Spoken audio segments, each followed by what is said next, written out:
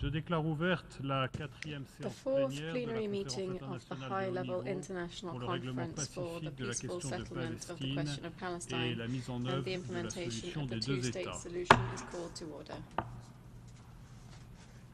La conférence va maintenant The poursuivre conference son shall débat now général. continue its general debate. Il est rappelé aux délégations que la durée des Delegations are déclarations reminded that faites dans le cadre statements du débat général est in the general limitée à debate 5 should not minutes exceed 5 minutes, afin de permettre à tous les orateurs inscrits de s'exprimer so aujourd'hui. that all of Le the microphone speakers sera on the list coupé can take the floor après today. 5 minutes. Speakers will J'invite celles et ceux dont la déclaration the serait microphones plus will be up longue to 5 minutes. à en Speakers with transmettre longer la statements version are intégrale encouraged to à submit the l'adresse full length of their statement to e-statement@un.org at pour qu'elle soit un.org publiée for sur le posting site du on Journal des Nations Unies. the Journal of the United Nations. Je donne maintenant la I'll parole now give the à floor Madame la représentante to de la Nouvelle-Zélande. the representative of New Zealand.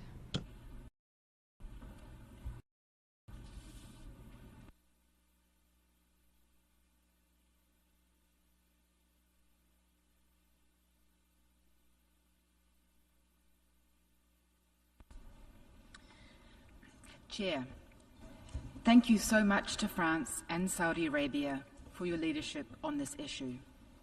This is an important meeting. It reflects our grave concerns on the war in Gaza, deterioration in the West Bank, and the critical need to preserve the two-state solution. The impetus for today's conference lies in Hamas's horrific attacks of 7 October 23. While New Zealand continues to condemn these attacks, Israel's military response long ago ceased to be proportionate, reasonable, or moral. And Hamas continues to act with complete disregard for human life. New Zealand joins others in again calling for an urgent ceasefire. Hamas must release the remaining hostages. Israel must cease its military action. Humanitarian aid must be surged in immediately, without restriction, delivered by principled and experienced. Chair, the only way out of the immediate Gaza crisis and the broader conflict is political. I would like to offer 5 short points on the way forward, guided by New Zealand's long-standing approach to the Middle East peace process. 1. There must be a comprehensive and sustainable two-state solution with secure and recognised borders for both Israel and Palestine. This means the international community must categorically oppose any attempt to annex the occupied Palestinian territories, and it must oppose forced displacement. We do not and we cannot accept the actions by Israel to render a Palestinian state unviable. 2. Direct negotiations between the parties are the only way to achieve a sustainable agreement. We must continue to be clear with all parties that military solutions will not bring peace to the region. Collectively, we need to deliberately build the conditions that will allow the key parties to genuinely engage. This means building the political and economic viability of any future Palestinian state and supporting active engagement from the region. 3. We must support Israel's right to exist in peace and security. Security guarantees for Israel are essential. These must include a reassertion of the Palestinian Authority's principles of non-violence and confirmation that Hamas has no future role in the governance of any Palestinian state. Regional commitments to engagement, integration, and normalization of relationships with Israel will be key to creating the conditions under which Israel will feel secure. 4. We must support the right of the Palestinian people to self-determination. We strongly support efforts to ensure representative, robust, and responsive Palestinian political leadership across the occupied Palestinian territories. These need to manifest in undertaking the elections committed to by the Palestinian Authority and binding commitments to renew political leadership and continue reform. We agree that it is also critical to advance concrete steps to build the economic capacity of a Palestinian state. We welcome the direct commitments from the region and others to support Palestine economically. We also reiterate our call to Israel to fulfill its obligations to ensure the unimpeded flow of Palestinian tax revenue. We cannot expect the governance institutions to function if they are being deliberately strangled. 5. International law must be respected. Israel must uphold its legal, humanitarian and human rights obligations to the civilian population of the OPT, including as an occupying power. Israel's actions, including its withholding and politicization of humanitarian assistance, are unacceptable. Failure to do this not only undermines human rights, but also the long-term prospects for security and stability, and the international rules on which we all rely. Chair, as noted at the outset,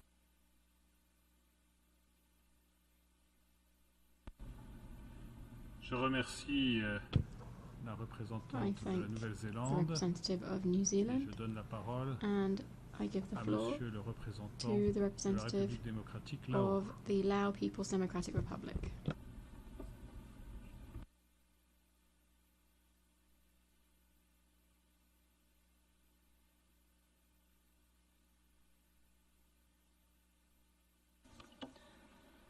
Distinguished co-chairs, Excellencies, the Lao People's Democratic Republic wishes to express its sincere appreciation to the co-chairs, France and Saudi Arabia, for convening this important debate on the peaceful settlement of the question of Palestine and the implementation of the two-state solution. The Lao PDR has been following with deep concern the situation in the Middle East, the prolonged conflict, and the continuing suffering by the Palestinian people. We wish to reiterate that a comprehensive, just, and lasting solution to the question of Palestine must be achieved through peaceful means, in accordance with the international law and the relevant United Nations resolutions. Co-chairs, as a peace-loving nation that firmly upholds the Charter of the United Nations, the Lao PDR has consistently advocated for the peaceful settlement of disputes and the peaceful coexistence of all nations. We strongly believe that the only viable path toward achieving lasting peace, security, and stability in the Middle East is through the establishment of two sovereign states living side by side in peace and security in accordance with the relevant United Nations resolutions and international law. In this regard, we call for the full respect for the inalienable and legitimate right of the Palestinian people to self-determination and the establishment of an independent and sovereign state of Palestine, and for creating conditions that would enable the state of Palestine to become a full member of the United Nations. The Lao PDR also underscores the urgent need for an immediate and permanent ceasefire, the unimpeded delivery of humanitarian assistance, and the protection of civilians in accordance with international humanitarian law. In this regard, we welcome the adoption of the recent General Assembly resolution on the protection of civilians and the upholding of legal and humanitarian obligations, which calls for an immediate end to the blockade of Gaza, the opening of all border crossings, and the unhindered delivery of humanitarian aid to the Palestinian civilian population. Thus, efforts by the international community are critical in creating conducive conditions for the resumption of direct negotiations between the two parties based on mutual respect and mutual recognition. In closing, the Lao PDR reiterates its unwavering commitment in supporting all efforts aimed at peaceful resolution of the question of Palestine. We call upon all parties concerned to exercise maximum restraint, respect international law, and work sincerely toward the shared goal of lasting peace and stability in the region. I thank you. Je remercie Monsieur le représentant de la République démocratique of the populaire Lao Laos et People's je donne la Democratic parole Republic, à and Monsieur I le give the floor représentant to de the la representative of Malaysia.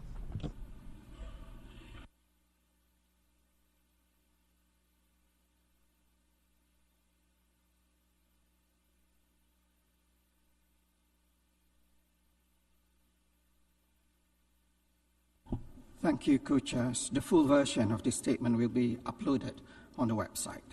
I thank the Kingdom of Saudi Arabia and France for leading this important process at a time when the entire world is outraged by Israel's genocidal war in Gaza, and the two-state solution is in grave peril. Co-chairs, Malaysia wishes to put forth 3 points. First, the solution to this long-standing conflict must be based on international law and the UN Charter. International law, the UN Charter and relevant UN resolutions, as well as rulings and opinions of the International Court of Justice, ICJ, must be the guiding principles in our endeavor. Most importantly, we must be united in support of the inalienable right to self-determination of the Palestinian people through a sovereign state of Palestine based on pre-1967 borders with East Jerusalem as its capital. The recognition of the State of Palestine is a crucial step to protect the two-state solution. We commend countries that have made the bold decision to recognize the State of Palestine and urge others that have not to do so urgently. Israel's occupation of Palestinian lands, which has been deemed illegal by the ICJ, must end. Israel's attempts to forcibly displace Palestinians or change the demographics of the occupied Palestinian territories must be categorically opposed. We must stop the supply of arms, munitions, and items that enable Israel to further expand and entrench its occupation. Targeted sanctions must be imposed on those who incite hatred and violence, illegal settlers, organizations, and businesses that support or profit from the illegal settlements. Malaysia, since December 2023, has banned Israel-flagged ships and ships bound for Israel from docking in Malaysian ports. This is another tangible step that can be taken by all. We must also end Israel's impunity. Malaysia has participated in proceedings at the ICJ aimed at protecting the Palestinian people. We stand ready to participate in future legal processes to ensure accountability and attain justice for the Palestinian people. Secondly, we must protect and strengthen the central role of the United Nations. We must unambiguously reject Israel's attempts to undermine the UN. This includes standing up against Israel's actions to malign, discredit, and intimidate UN officials, including special mandate holders. Israel must be pressured to fully cooperate with the UN, especially by allowing unimpeded access for humanitarian missions through UN mechanism. We condemn the death trap that is the Gaza Humanitarian Foundation, which has caused the death of about 1,000 Palestinians while seeking food aid. We must defend and support UNRWA. Malaysia has been a regular contributor to UNRWA and is exploring a multi-year funding agreement to ensure predictability of UNRWA's funding. Third, we must ensure the viability of the Palestinian state. Malaysia supports a UN-mandated stabilization mission with the concurrence of the State of Palestine. Malaysia stands ready to contribute peacekeeping personnel to support such a mission.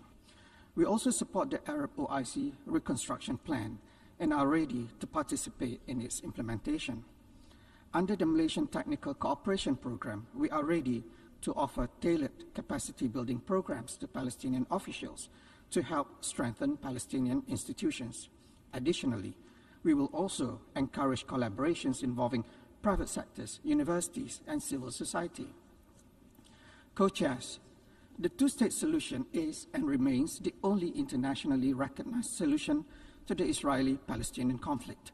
It is totally unacceptable that 78 years since the adoption of General Assembly Resolution 181, only one of the two states has enjoyed independence and full membership to the UN, while the other, the State of Palestine, continues to be denied its independence and full membership to the UN.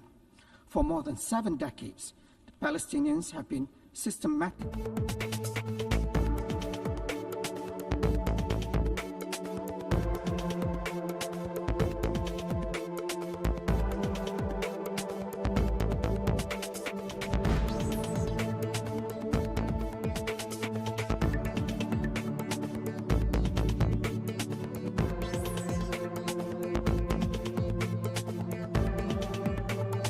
Sri Lanka.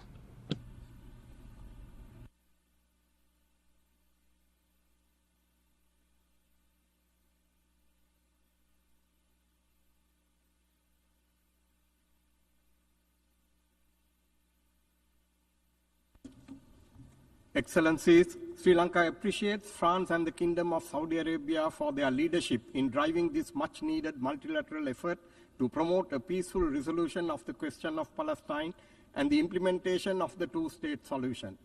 While Sri Lanka condemns the brutal attacks on 7th October 2023, the unending catastrophic situation we see on a daily basis since then has resulted in unimaginable human suffering in the occupied Palestine territory. The overwhelming majority of dead are women and children.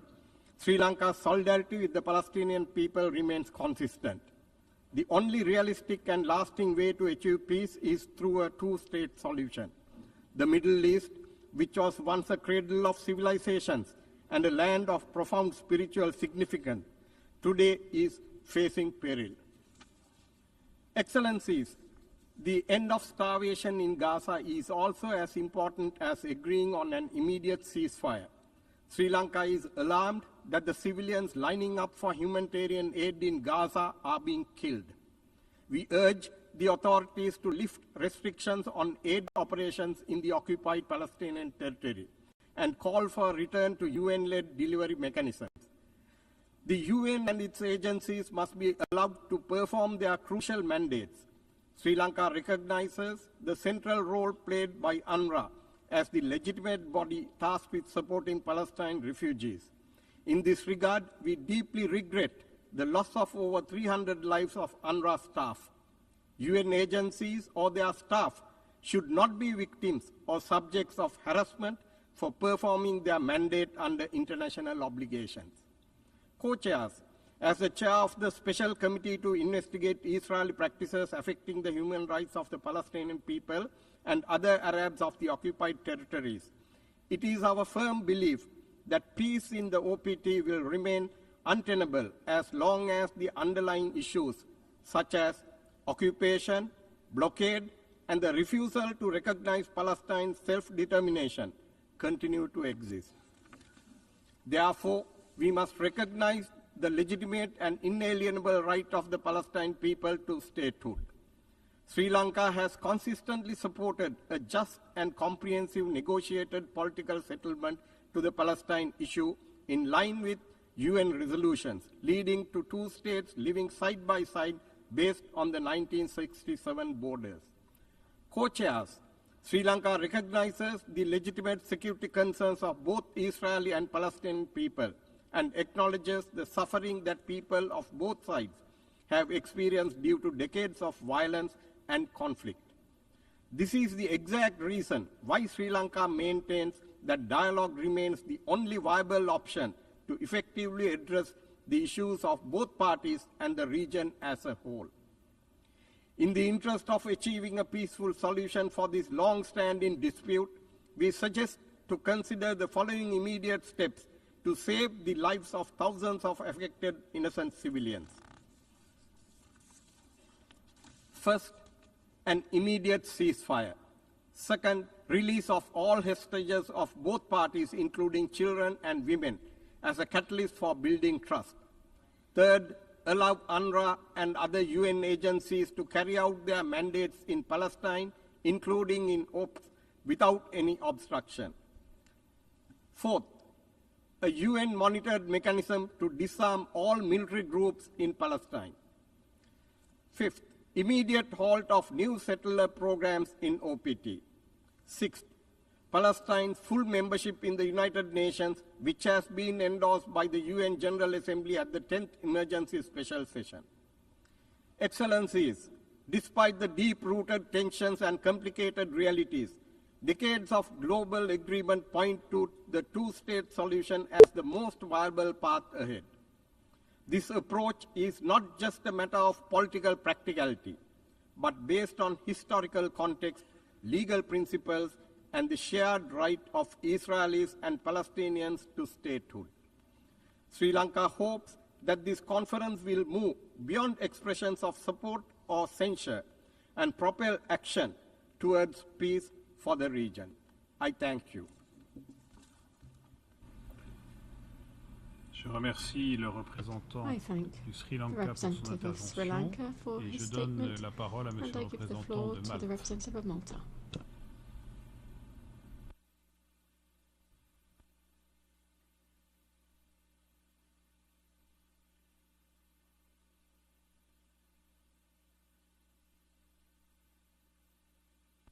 Co-chairs, I wish to commend your efforts in organizing this conference in a challenging context. This is a conversation and an opportunity for a broader reflection. Excellencies, Malta has been consistent in upholding the two-state solution as the only feasible, just, and sustainable path towards lasting peace in the Middle East. There is now a real risk that the prospect of a two-state solution could slip away. Last year, the International Court of Justice outlined the right of the Palestinian people to self-determination as a peremptory norm of international law. Like many others in this chamber, Malta has consistently supported this inalienable right of the Palestinian people to self-determination in accordance with the Charter of the United Nations. It is for this reason that the government of Malta has taken the principled decision to formally recognize the state of Palestine at the upcoming UN General Assembly in September. This decision reflects Malta's commitment to international law, justice, and the right of peoples to self-determination. We believe that recognition is not merely symbolic, it is a concrete step towards the realization of a just and lasting peace. Such concrete steps are necessary if we are to live up to the spirit of what we advocate. It is also clear that the only way of achieving a sovereign, autonomous Palestinian state in control of its own fixed borders is through negotiation. In particular, we believe that this will require not only political willingness to negotiate from both sides, but the existence of a legitimate Palestinian government entrusted with a popular mandate. Excellencies, current issues must also be addressed with alacrity. Palestinians must immediately be given access to food, electricity, fuel, medical supplies, and other key assistance if we are to prevent even more lives needlessly being lost. In this respect, Malta welcomes the increase in aid entering Gaza over the last days, and we hope that the humanitarian aid, which we ourselves have dispatched with the help of the government of Cyprus and UNOPS, will soon make its way through the Amaltea maritime corridor and reach Gaza. The Palestinians, particularly children, are suffering greatly. They have fallen and are falling victim to starvation and ill health. This must stop. An immediate and durable ceasefire, the unconditional release of all hostages, and unimpeded humanitarian access into Gaza will be vital for any peace-building process to succeed. A fully functioning state reflecting the aspirations of the Palestinian people should not be merely a geographic and political expression. It should serve to bring about the social and economic emancipation of the Palestinians. Over the long term, the people of Gaza need hope, governance, and reconstruction. To this end, Malta reiterates its support for the staged approach at the center of the Gaza Recovery, Reconstruction, and Development Plan, and despite limited resources, we are committed to provide funding for this process. Like many others, we also believe that Hamas should not form part of the equation in Gaza's future governance. We are witnessing an alarming acceleration in the expansion of Israeli settlements in the West Bank and East Jerusalem, an expansion that not only violates international law, but also gravely undermines the prospects for a just and lasting peace. Tackling settlements in this region and their expansion is critical to the viability of a Palestinian state. Excellencies, this conference has demonstrated our common realization that platitudes and rhetoric will not get us any closer to peace. Rather, what is needed is a roadmap of concrete actions which will ensure the continued viability of the two-state solution. My government is committed to taking 3 specific actions towards this goal. Malta will continue to lend its political support, including in multilateral fora, to all initiatives. We can say that the humanitarian assistance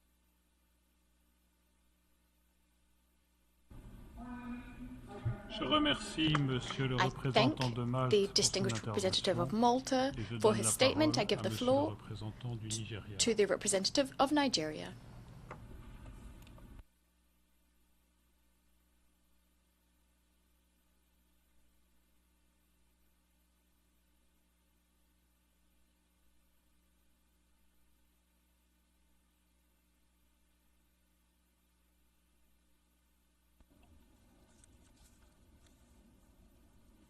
Co-chairs, Excellencies, Nigeria welcomes the convening of this high-level conference to address the protracted challenges of the two-state solution and express profound appreciation to the Kingdom of Saudi Arabia and the Republic of France for their efforts that culminated in holding this very important meeting on the implementation of the resolutions pertaining to the question of Palestine and the two-state solution, in line with relevant UNGA resolutions.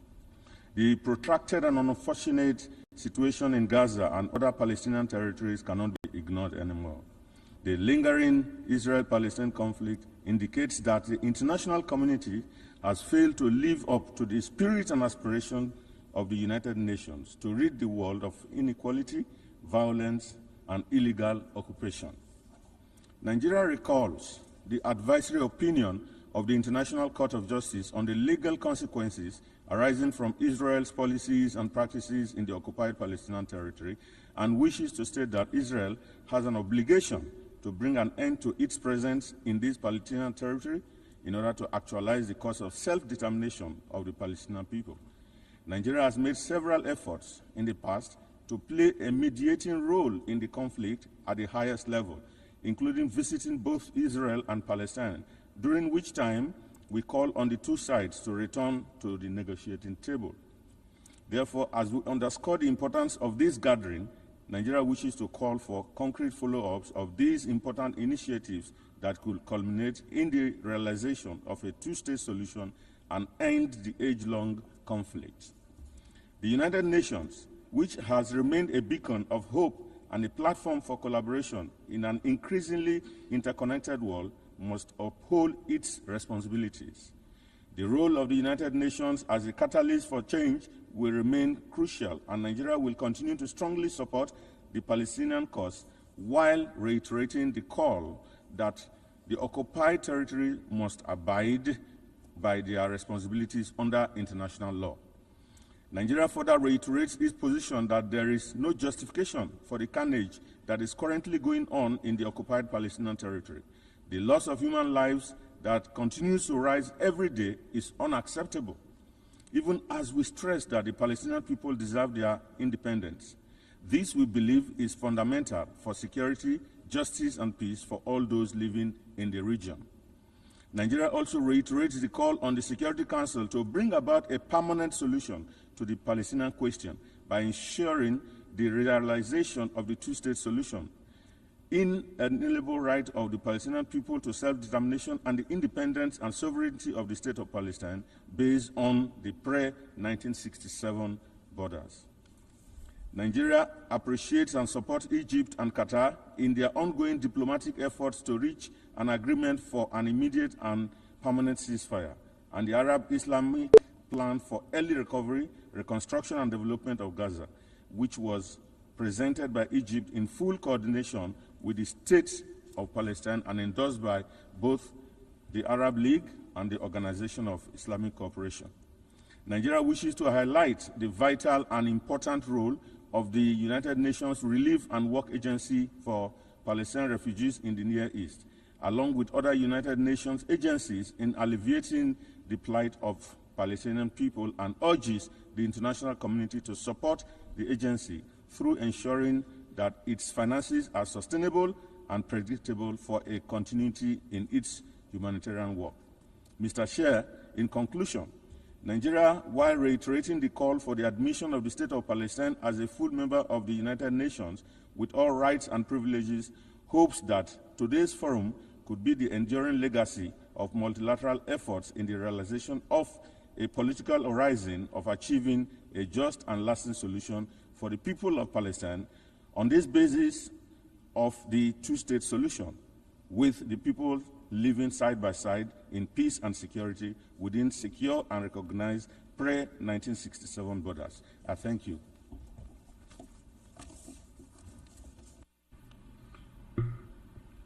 I thank the representative of Nigeria for his statement. I now give the floor to the representative of Mauritius.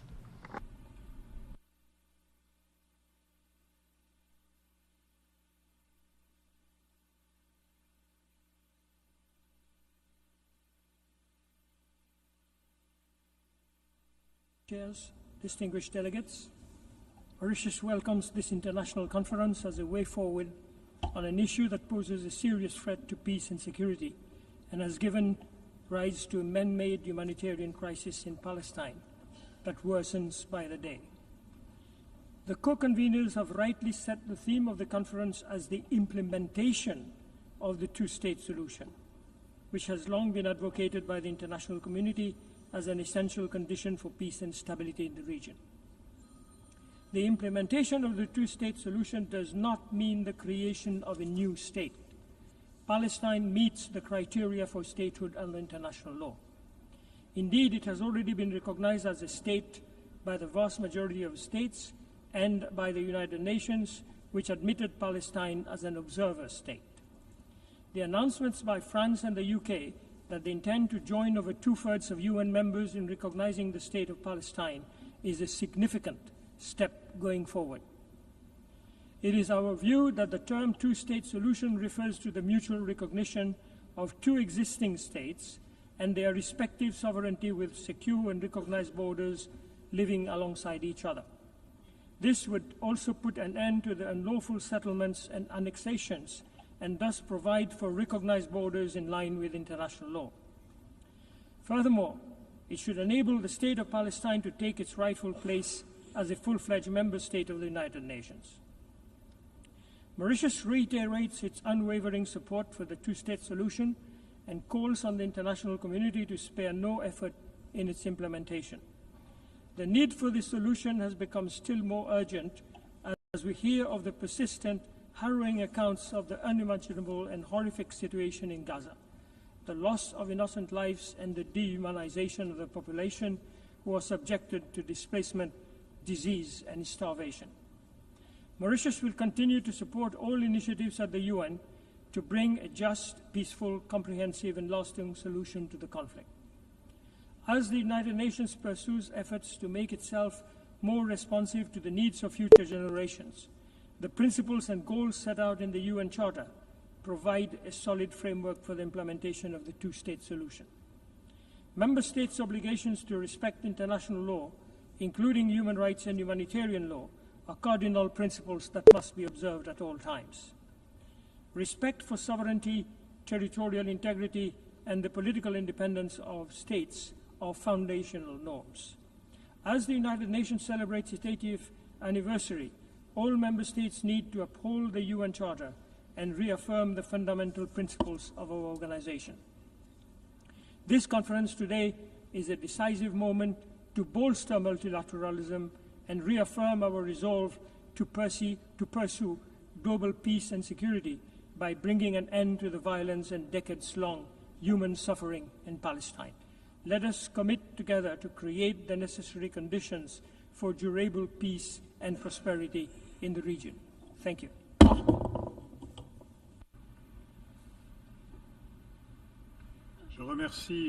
I thank the representative of Mauritius for his statement. I give the floor to the representative of the Democratic People's Republic of Korea.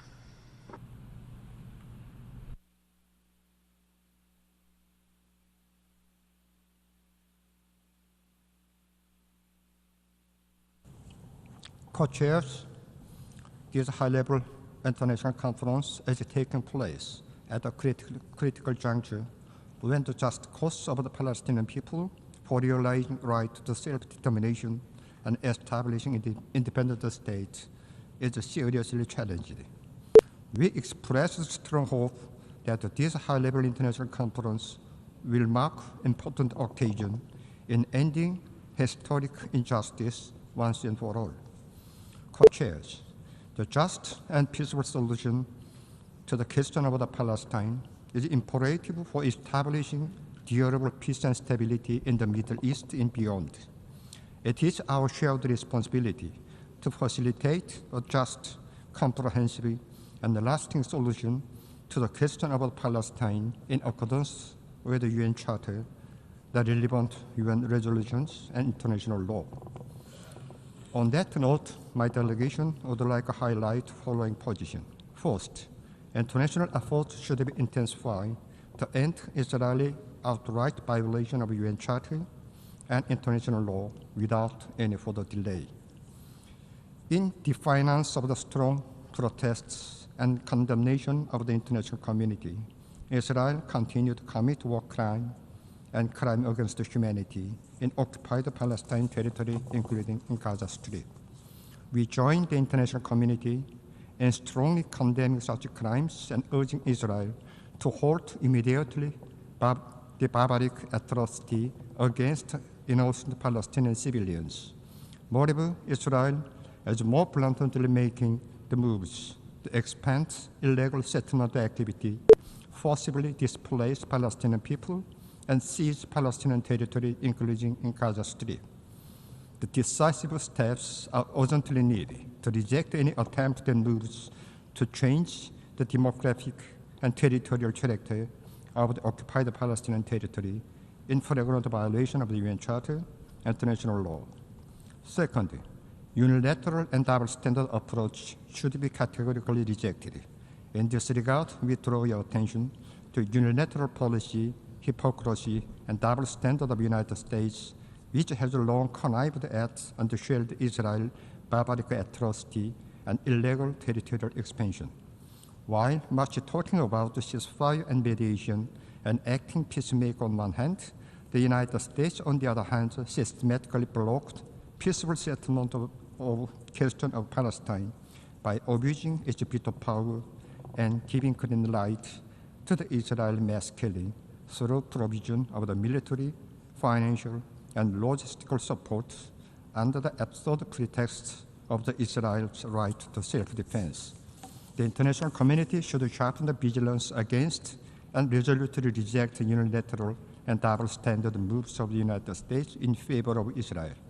Last but not least, the practical and immediate step should be taken to realize the right to self-determination of the Palestinian people.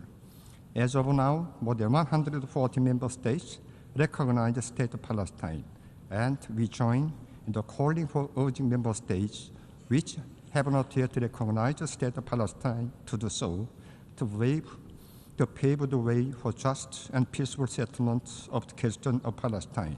At the same time, admission of the state of Palestine to full membership of the United Nations should be unconditionally fast-tracked. The attitude toward recognition of the state of Palestine and its admission to the full membership of the United Nations is a litmus test to determine the position on the peaceful settlement of the question of Palestine and realization of the inalienable rights of Palestinian people. Taking this opportunity, we reaffirm our unwavering support for and solidarity with the Palestinian people in their just struggle to terminate Israel's illegal occupation and to realize the rights, and including establishment of an independent state with East Jerusalem as its capital and admission of the State of Palestine as a full-fledged UN member state. I thank you.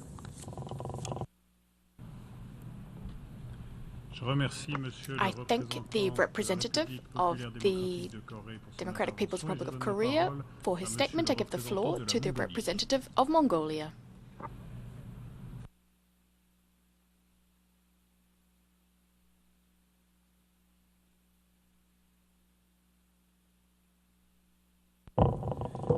Thank you, Chair, Excellencies, and distinguished delegates. At the outset, I wish to sincerely thank the co-chairs of the conference and the co-chairs of the working groups for their tireless efforts to make this conference possible. At this critical moment in history, Mongolia reaffirms its steadfast support for the peaceful settlement of the question of Palestine and the urgent need to implement two-state solution in accordance with international law and relevant United Nations resolutions. Mongolia firmly supports the right of the Palestinian people to self-determination, including their right to an independent and sovereign state of Palestine, living side by side in peace and security with the state of Israel. We believe that the two-state solution based on the pre-1960 borders and in line with international law and relevant UN resolutions remains the only viable path forward achieving just and lasting peace in the Middle East. We underscore that the immediate and unconditional permanent ceasefire respected by all parties is a vital precondition for the viable implementation of the two-state solution with no role of Hamas in it. Peace cannot take root amid ongoing violence, destruction, and profound human suffering. The presumption of credible political process must begin with silencing guns and safeguarding civilian lives. We stress that all parties to the conflict must comply with their obligations under international law, including international humanitarian law. Violations of these obligations not only undermine prospects for peace, but also erode the fundamental norms of our shared humanity. Mongolia acknowledges the critical role of the United Nations, regional actors, and broader international community in advancing peace efforts and promoting a sustainable political solution. We welcome the initiative of the League of Arab States and the Organization of Islamic Cooperation on the Recovery and Reconstruction, which demonstrates the important regional leadership in laying the foundations for stability and sustainable development.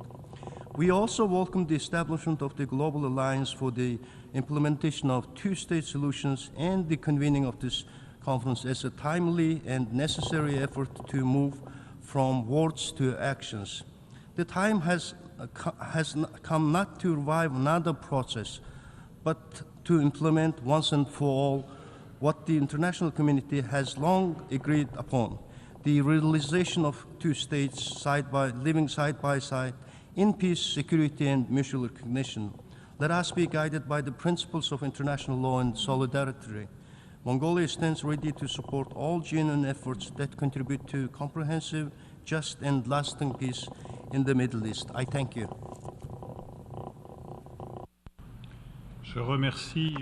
I thank the representative of Mongolia for his statement. I now give the floor to the representative of Oman.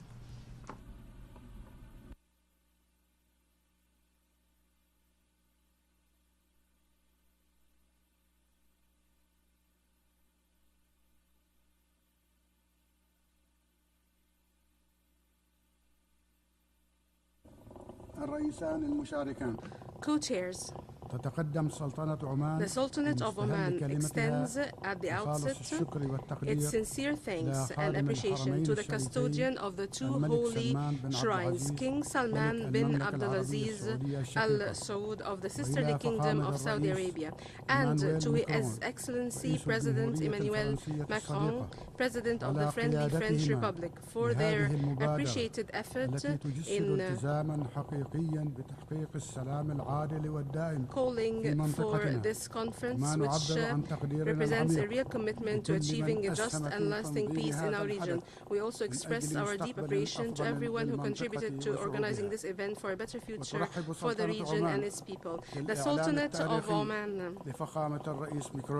welcomes the historic announcement by His Excellency President Emmanuel Macron of France of the intention to recognize the state of Palestine, and we also welcome the announcement by the British Prime Minister of his country's intention to recognize the Palestinian state during the upcoming United Nations General Assembly.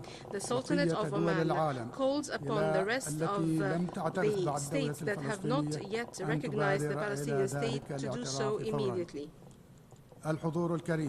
Honorable presence, today we stand before your kind gathering, bearing the firm message of the Sultanate of Oman in its values and humanitarian positions in support of the Palestinian right to self-determination and the establishment of an independent and sovereign state with East Jerusalem as its capital under international law. Therefore, the two-state solution is the only and just way to achieve a comprehensive and lasting peace in the Middle East, a solution that is based on the resolutions of international legitimacy and has been embodied in the Arab Peace Initiative. Ladies and gentlemen, today we see that the hope for peace is being eroded by unilateral Israeli policies, the expansion of illegal settlements in the occupied Palestinian territory, not to mention the tragic humanitarian situation in the Gaza Strip and the West Bank. The nature of the current Israeli government's policies as the most extreme in decades, further complicates the landscape and directly hampers all effort to relaunch the peace process. We condemn in the strongest terms the adoption by the Israeli Knesset of a draft decision calling for the imposition of Israeli sovereignty over the West Bank in Palestine in a new defiance of the provisions of international law and resolutions of international legitimacy, and a deliberate undermining of the chances for peace in the Middle East. In light of this reality, talking about the two-state solution is no longer enough, but should be translated into a viable plan backed by serious political will and practical measures based on the approved international points of reference. We commend friendly states that have taken courageous and responsible steps to recognize the state of Palestine, a recognition that represents not only a legal and political position, but also a moral expression of siding with justice and human rights. These positions enhance the chances for real peace and constitute positive pressure towards ending the occupation and achieving a just settlement. From this rostrum, we renew the call for the rest of the world, especially those countries that believe in the principles of international law and the right of peoples to self-determination, to follow suit and enable the Palestinian people to gain full international recognition of their independent state on their land. We also stress that the state of Palestine be granted full membership in the United Nations. Admitting the State of Palestine as a full member of this organization is a legitimate right and a motivation for the peace process and reflects the real translation of the positions into practical realities. And we are grateful for the tireless effort made by the 8 working groups whose work played an active and constructive role and contributed to laying the foundation for sustained international engagement for this conference in support of a just and lasting peace. The microphone has been cut.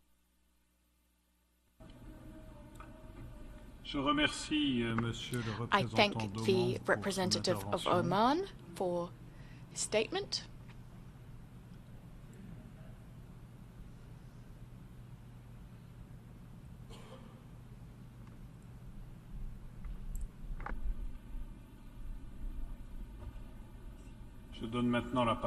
I now give the floor to the representative of Tajikistan.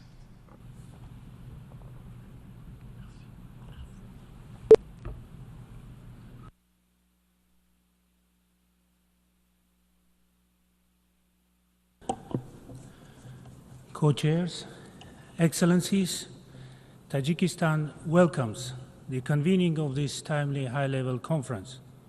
We commend the co-chairs, France and Saudi Arabia, for their leadership and for bringing the international community together to discuss the peaceful settlement of the question of Palestine and the implementation of the two-state solution.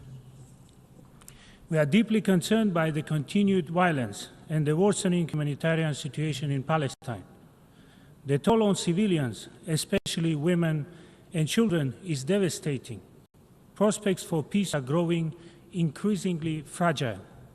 Tajikistan supports the peaceful resolution of conflicts. We believe in dialogue, mutual respect, and the adherence to international law. Sustainable peace in Palestine depends on inclusive political processes guided by the principles of the UN Charter. We also believe that the only viable path to a just and lasting peace lies in the full implementation of relevant UN resolutions. This must lead to the establishment of independent and sovereign state of Palestine based on 1967 borders, with East Jerusalem as its capital. We recognize the essential role of the United Nations. We also welcome the contributions of regional and international partners, including the Organization of Islamic Cooperation, in advancing diplomacy and supporting humanitarian efforts. Tajikistan has, within its capacity, extended humanitarian assistance to the Palestinian people and stands ready to continue supporting those in need. Excellencies, the international community shares a responsibility to protect civilians and to prevent further escalation. We must help create the condition for a credible political process. We urge all parties to exercise restraint and choose the path of peace. Tajikistan stands in solidarity with all those affected by the conflict. We remain committed to international efforts that promote peace, stability, and justice. Let us use this moment to reaffirm our commitment to dialogue, coexistence, and international law. I thank you.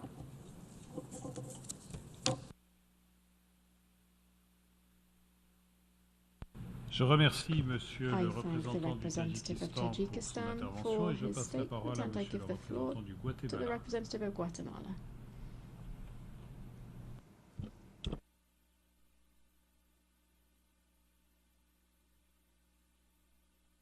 Señores copresidentes, en nombre del Gobierno de Guatemala deseo agradecer a la República Francesa y al Reino de Arabia Saudita por su liderazgo y compromiso en la organización y convocatoria de esta conferencia internacional. Oportunidad para emprender acciones concretas y tratar de avanzar en una resolución justa y definitiva al conflicto entre Israel y Palestina. Reconocemos también la valiosa labor de los copresidentes de los grupos de trabajo de la conferencia, cuyos esfuerzos diplomáticos han permitido estructurar los temas importantes para avanzar en propuestas que conduzcan a resultados tangibles. La República de Guatemala reconoció oficialmente a Palestina el 8 de abril de 2013 como un Estado libre, independiente y soberano. Así también, el 14 de mayo de 1948, fuimos el primer país de América Latina en reconocer la fundación del Estado de Israel. Estas decisiones no solo reflejan nuestro compromiso histórico con el reconocimiento internacional de Estados soberanos, sino también con la promoción de la paz y la estabilidad en el Medio Oriente. Es por ello que Guatemala aboga por una solución de dos estados, Israel y Palestina, que convivan uno al lado del otro dentro de fronteras seguras y reconocidas, que atienda las legítimas preocupaciones de seguridad de Israel y permita la consolidación de un Estado palestino que sea política y económicamente viable. Señores copresidentes, indudablemente los abominables actos terroristas perpetrados por Hamas el 7 de octubre de 2023 y la respuesta del Estado de Israel que ha afectado mayormente a la población civil que habita en la franja de Gaza y en Cisjordania contravienen el respeto a la Carta de las Naciones Unidas, al derecho internacional y al derecho internacional humanitario. Junto a lo anterior, también nos alarman las repercusiones de este conflicto en el resto de la región. Hemos observado eventos que son de profunda preocupación en el Líbano, Siria y Yemen. Es por ello que Guatemala se une a otros países para pedir un alto al fuego inmediato, a fin de que las actividades humanitarias puedan llevarse a cabo sin trabas en un entorno propicio, y la liberación de los rehenes. Y espera sinceramente que eso conduzca a un alto al fuego sostenible. Reiteramos nuestro profundo compromiso con el respeto al derecho internacional humanitario y a los principios consagrados en las convenciones de Ginebra. Guatemala condena todos los actos de violencia que afecten principalmente a la población civil. Asimismo, expresamos nuestra profunda preocupación por la grave crisis humanitaria que se vive actualmente en la franja de Gaza. Más de 1 millón de personas han sido desplazadas y la destrucción de infraestructura civil crítica ha dejado a la población sin acceso a servicios esenciales como agua potable, atención médica y electricidad. El sufrimiento de la población civil es inaceptable y requiere la atención urgente. Las consecuencias son especialmente devastadoras para las mujeres, ancianos y niños desplazados por el conflicto, quienes enfrentan traumas profundos, violencia, pérdida de protección y hambruna.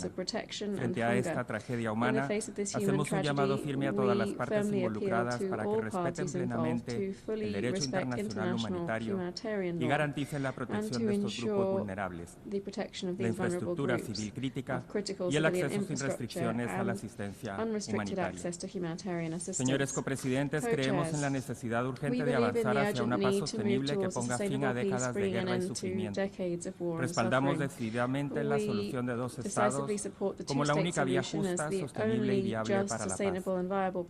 Como nación comprometida con la paz y la seguridad, Guatemala continuará acompañando a la comunidad internacional en la promoción de una solución política negociada, no militar, al conflicto. Alentamos a todas las partes involucradas, así como a la comunidad internacional, a seguir trabajando para terminar esta guerra. Esto solo es posible a través de la vía diplomática y el diálogo. Muchas gracias. Je remercie Monsieur le représentant du Guatemala pour son intervention. Je donne la parole à Monsieur le représentant de la République islamique d'Iran.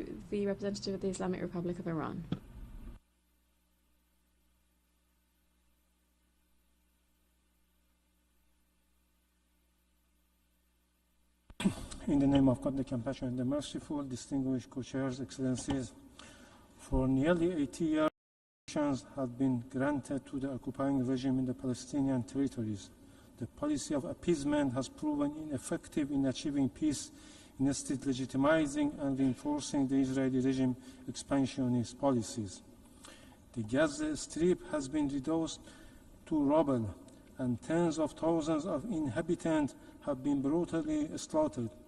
Meanwhile, the regime intends to annex the West Bank to previously occupied Palestinian territory. Besides, the so-called Abraham Accord proved to be of no added value for the peaceful settlement of the Palestinian question. Rather, it merely emboldened the regime to reinforce and continue its destabilizing policies in Palestine and beyond. The regime brutality in violation of international law and the UN Charter further extended to the territorial sovereignty of the Islamic Republic of Iran. From 13 to 25 June, the Iranian vital infrastructure, scientists, civilians, including women and children, and civilian objects, as well as the IAEA safeguard nuclear facilities, were targeted by unprovoked attacks by the Israeli regime, abated with the US direct engagement. Distinguished colleagues, the Charter describe the principles of self-determination and impose upon the United Nations the duty to respect the right of each nation to choose freely to be master of its destiny. With such conviction, the Islamic Republic of Iran reaffirms its principled position that the lasting peace and security in the region can only be achieved through the establishment of an independent sovereign state of Palestine rooted in the genuine will of the original inhabitant regardless of their religion, as would be expressed in a free and inclusive referendum. The Islamic Republic of Iran firmly believes that any genuine initiative to realize the inalienable right of the Palestinian people must include the following core principles. 1. A just and lasting peace in Palestine can only be achieved through the full realization of the Palestinian people's inherent right to continued resistance and self-determination and to complete the end of occupation, apartheid, and all forms of colonial domination. Second, the Palestinian admission as a full member of the United Nations must be prioritized. The Security Council under Article 4 of the UN Charter is duty-bound to recommend Palestine membership. This process must not be obstructed by the United States. 3. The occupying regime must be held fully accountable for its systematic and widespread violation of international humanitarian and human rights law, including war crimes, genocide, ethnic cleansing, and its prolonged illegal occupation and apartheid policies. No form of immunity and impunity should shield such egregious violations. In light of its continued defiance of the UN Charter, the Israeli regime must face targeted sanction and suspension of its UN membership to protect the integrity and credibility of the organization. Any attempt to normalize relations with the Israeli occupying regime, as long as it persists in its illegal occupation and atrocity crimes, is a betrayal of international law and justice. Such actions undermine regional and international peace and security, confer unwarranted legitimacy on the criminal practices of the Israeli regime, and further embolden it to perpetrate grave violation of international law with impunity. We call for a sustainable solution and warn that any solution that is rooted in apartheid, injustice, and inequality will not be a sustainable one. I thank you.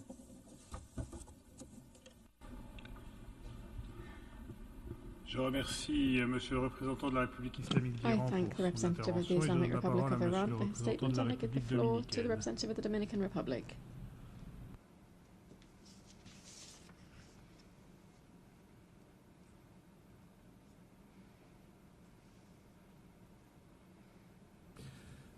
Señores presidentes de la conferencia, República Dominicana agradece en primer lugar a los copresidentes Francia y Arabia Saudita por el trabajo realizado en los últimos meses para hacer posible este encuentro. Reconocemos igualmente la ardua labor emprendida por todos los países integrantes de los 8 grupos de trabajo que han presentado sus conclusiones esta semana. Ha sido un trabajo oportuno y muy necesario. No podemos permanecer indiferentes ante la actual situación de crisis en la región. Como país comprometido con los principios del derecho internacional y el derecho internacional humanitario, República Dominicana expresa su profunda preocupación por la grave situación humanitaria que atraviesa la población civil en la región. Hacemos un llamado urgente a todas las partes para que garanticen el acceso seguro, rápido y sin obstáculos de la asistencia humanitaria a todos los que las necesitan, en cumplimiento de las obligaciones establecidas en las convenciones de Ginebra y sus protocolos adicionales. Nuestro país se encuentra presto a continuar apoyando todos los esfuerzos diplomáticos de la comunidad internacional orientados a facilitar el diálogo, reducir las tensiones y promover un orden internacional basado en el respeto a las normas, donde la dignidad humana, la justicia y el derecho inclusivo sean los principios rectores. República Dominicana desea en este contexto reiterar su firme apoyo a la existencia de un Estado palestino. Confiamos en que los resultados de esta conferencia y en particular a partir de los aportes presentados por los diferentes grupos de trabajo serán una contribución importante en este propósito conjunto a favor de la paz, que será lograda con la implementación plena de una solución biestatal y con el ingreso del Estado Palestina como miembro pleno de esta organización. Muchas gracias, señores presidentes.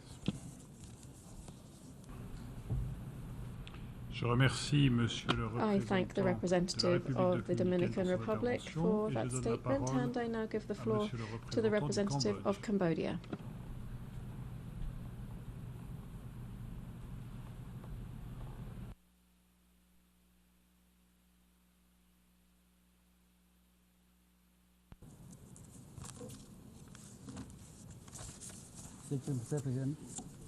Mr. President, Excellency, distinguished delegates, at the outset, allow me to express my appreciation to the government of France and Saudi Arabia for convening this vital high-level conference.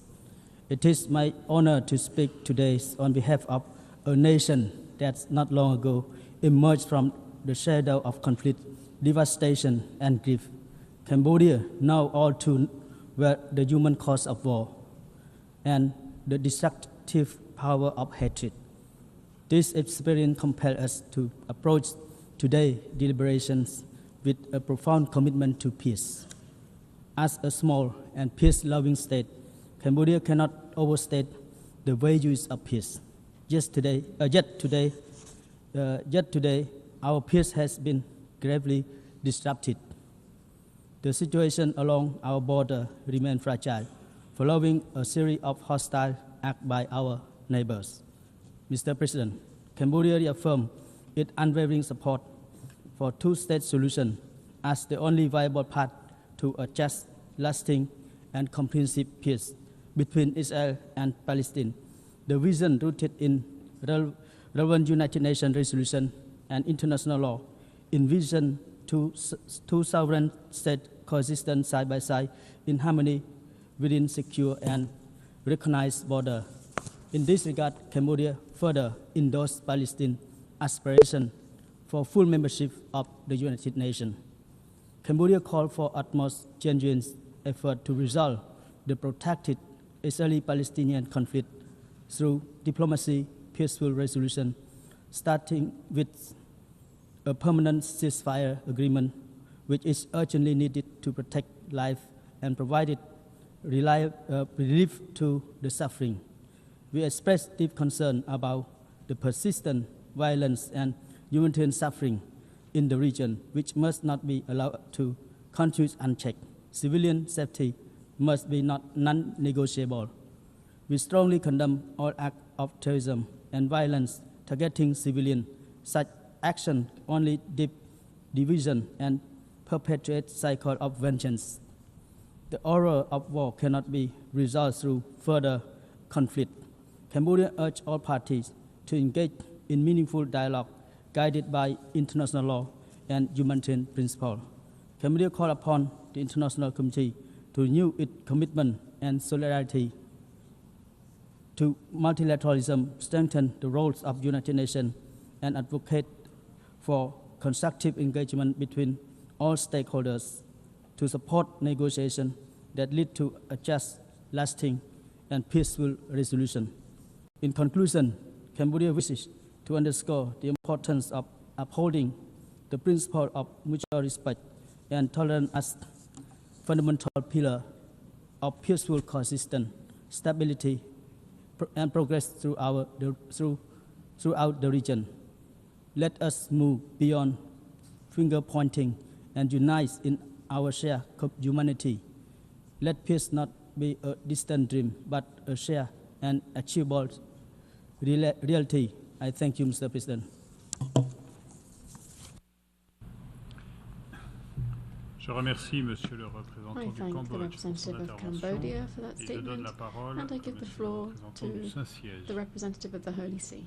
Holy See. Mr. Co-Chairs, at the outset, my delegation wishes to express its appreciation to France and Saudi Arabia for convening this conference and to thank the co-chairs of the working groups for their dedicated efforts. In an era where strength is frequently regarded as a prerequisite for peace, this gathering should serve as a poignant reminder that only through patient and inclusive dialogue a just and lasting conflict resolution can be achieved. Mr. Co-Chairs, in the light of the profound anguish and terrible human suffering that has befallen the region, the Holy See reiterates its unequivocal condemnation of the heinous terrorist attack of 7 October by Hamas against the people of Israel. Terrorism can never be justified. At the same time, the Holy See emphasizes that the right to self-defense should be exercised within the traditional limit of necessity and proportionality. The Holy See remains gravely concerned by the worsening humanitarian crisis in the Gaza Strip. The devastating impact on civilians, especially the number of children killed, has been compounded by the destructions of homes, hospitals, and places of worship, with the recent attack on the Holy Family Church further wounding an already distressed community. This is deeply concerning given that Christians in the region have long played a vital role as a moderating and stabilizing presence, promoting dialogue and peace. The mass displacement of families, the breakdown of essential services, growing famine, and widespread deprivation shock the human conscience and require an immediate coordinated response from the international community. Therefore, the Holy See urgently calls for an immediate ceasefire, the release of all Israeli hostages, the restitutions of the bodies of the deceased, the protection of all Palestinian civilians in accordance with international humanitarian law, and unhindered access to humanitarian assistance. Mr. Co-Chairs, the Holy See remains convinced that the two-state solution based on a secure and internationally recognized borders is the only viable and equitable path towards a just and lasting peace. To support this vision, the Holy See has already taken meaningful steps. It formally recognized the State of Israel through the 1993 Fundamental Agreement and the State of Palestine through the 2015 Comprehensive Agreement. It continues to uphold the inalienable rights of the Palestinian people, including the right to self-determination. The Holy See supports their legitimate aspiration to live in freedom, security, and dignity within an independent and sovereign state. Mr. Co-Chairs, Jerusalem is a city of universal religion and cultural significance. It is sacred to Christians, Jews, and Muslims alike. Therefore, it requires a status that transcends political divisions and ensures the preservation of its unique identity. To this end, the Holy See reiterates its long-standing call for an international guaranteed special status capable of ensuring the dignity and rights of all its inhabitants and the faithful of the three monotheistic religions, the equality before the law of their institutions and communities, safeguarding the city's sacred character and the exceptional religious and cultural heritage. Furthermore, it must ensure the protection of the holy places, guarantee the unhindered right to access them and to worship there. It must also preserve the status quo where applicable. In Jerusalem, no one should be subjected to harassment. Therefore, it is regrettable that Christians feel increasingly threatened in the old city of Jerusalem. Mr. Co-Chairs, my delegation sincerely hopes that this conference will help build trust and strengthen the commitment of all parties to pursuing peace. Thank you very much. Je remercie Monsieur le représentant du Saint-Siège pour son intervention. The representative of the Holy See for the statement, and I give the floor to the representative of Namibia.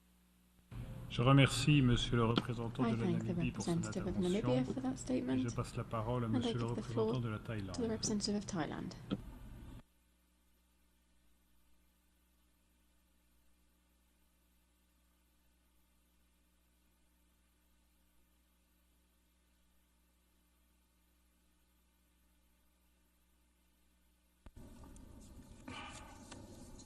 Co-chairs, Thailand would like to express our deep appreciation for your collective efforts and determination in convening this conference to reaffirm our shared political will and commitment to ensuring peace and stability in the Middle East. This long-awaited conference aims to advance international support for a just, lasting, and comprehensive resolution of the Israel-Palestine conflict through the peaceful implementation of the two-state solution. Co-chairs, regrettably, one delegation raised an unrelated issue. While I had not intended to bring this bilateral matter into this very important forum, I must briefly clarify the facts to prevent misunderstanding. On July 28, through the good offices of the Prime Minister of Malaysia's chairperson, a ceasefire was agreed. Yet, shortly after it took effect on July 29th, our neighbor resumed cross-border fire and incursions into Thailand territory in grave violation of the agreement. Thailand urges our neighbor to adhere strictly to the ceasefire agreement and reaffirms its commitment to working through existing bilateral channels. From this false or misleading information and to engage in good faith. Co-chairs, the dire situation in Gaza with ongoing hostilities, humanitarian suffering, and widespread displacements, as well as rising tensions across the broader Middle East region, urgently call for renewed dialogue and efforts to safeguard peace and stability. Allow me to highlight the following points. First, Thailand reaffirms our support for the two-state solution as the only viable path to lasting peace in accordance with international law and relevant UN resolutions, with the states of Israel and Palestine living side by side in peace and security. An inclusive approach is essential. Thailand supports all efforts by the UN, regional and international partners, including the League of Arab States, the OIC, and peace-loving nations, to foster meaningful dialogue and create conditions for peace. Trust must be rebuilt through confidence-building measures, constructive engagement, and inclusive diplomacy that addresses the concerns and aspirations of all parties. Second, we'll continue to call for a ceasefire that is sustainable, and an immediate and unconditional release of all remaining hostages. With Thai nationals among those affected, we have witnessed firsthand the human toll that extends beyond the region. Peace in the Middle East is therefore a shared responsibility for us all. Third, the protection of civilians remains our priority. We support the immediate, safe, unimpeded delivery of humanitarian assistance in accordance with international humanitarian law. Co-chairs, Today, let us reaffirm our collective resolve to bring this conflict to a permanent end through constructive dialogue and action-oriented solutions. Let history not remember us for our inaction, but for our courage to take decisive steps in the pursuit of peace over conflict.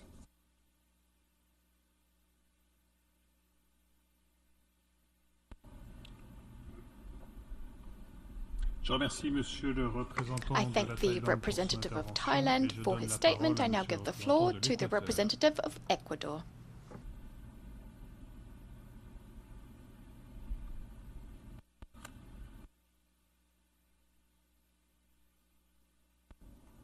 Agradezco a Arabia Saudita y a Francia por la convocatoria a esta conferencia de alto nivel. El 29 de noviembre de 1947, el Ecuador votó a favor de la resolución 181 de esta Asamblea General. Señores copresidentes, para el Ecuador, el multilateralismo debe contribuir con urgencia a responder de modo contundente a las necesidades de los pueblos, Así, por ejemplo, el Ecuador sostiene que el concepto de paz y seguridad se debe aplicar para hacer frente de manera oportuna, eficaz, coherente a las nuevas amenazas a la democracia y a los derechos humanos, incluyendo al terrorismo y a la delincuencia organizada transnacional. Se trata de flagelos mundiales que no conocen fronteras, frente a los cuales ningún país puede actuar en solitario. Esa lógica realista y el multilateralismo efectivo debe también aplicarse a la cuestión que hoy nos convoca. Ni acciones militares, ni secuestros, ni conquistas, ni levantamientos, ni hambrunas, ni abominables actos terroristas han logrado o lograrán resolver esta cuestión. Casi 8 décadas de intentar ese camino sin éxito debería ser suficiente. Es tiempo de detener la lógica de buscar culpables y enfocarnos en lograr una avenencia definitiva. El único camino es avanzar hacia la solución negociada, pacífica, definitiva y justa para las partes. Mi país hace votos para que en un día no muy lejano retornen la paz y la seguridad a la región. Muchas gracias. I thank the representative of Ecuador for his statement. I now give the floor to the representative of Kyrgyzstan.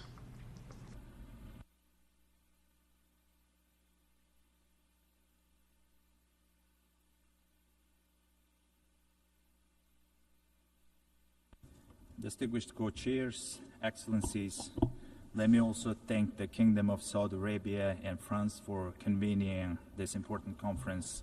We also commend the contributions and ongoing engagement of all high-level representatives presented over the past 3 days. Kyrgyzstan stands in full solidarity with the people of Palestine, particularly in light of the devastating humanitarian situation in Gaza. We are gravely concerned by the suffering endured by innocent civilians, especially women, children, and elderly. The ceasefire agreement from January 2025 brought a brief yet significant pause in hostilities, enabled the exchange of prisoners and hostages, and allowed the critical humanitarian assistance delivered by the UN, ICRC, and other partners to those who is on urgent need. Regrettably, this fragile ceasefire was short-lived. Hostilities have resumed, and once again it is the civilian population that bears to the greatest burden. However, the situation is not hopeless.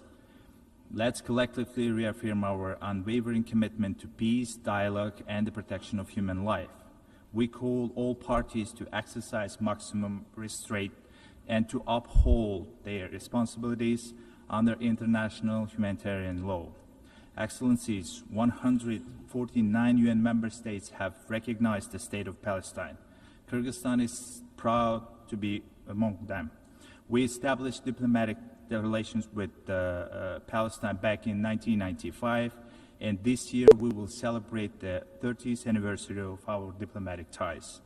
We welcome the decision made by France on the recognition of the State of Palestine and the decision of the United Kingdom, which was announced yesterday at this very stage.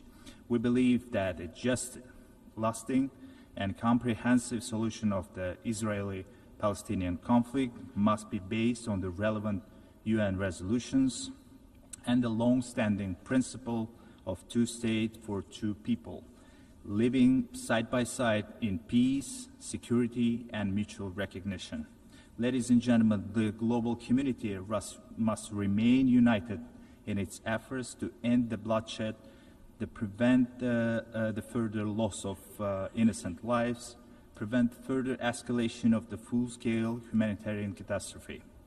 We welcome initiative to establish the international coalition to advance the implementation of two-state solution. Kyrgyzstan is ready and will contribute to all international efforts aimed at achieving a just, comprehensive, and sustainable peace in the Middle East. And I thank you.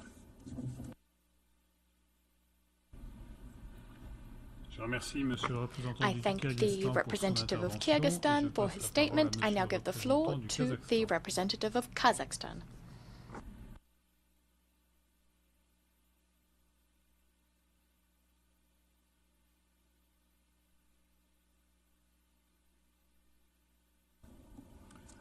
Distinguished co-chairs, excellencies, ladies and gentlemen, Kazakhstan commends and sincerely thanks the Republic of France and the Kingdom of Saudi Arabia for their leadership in reviving international momentum for a just, lasting, and peaceful resolution to the Israeli-Palestinian conflict.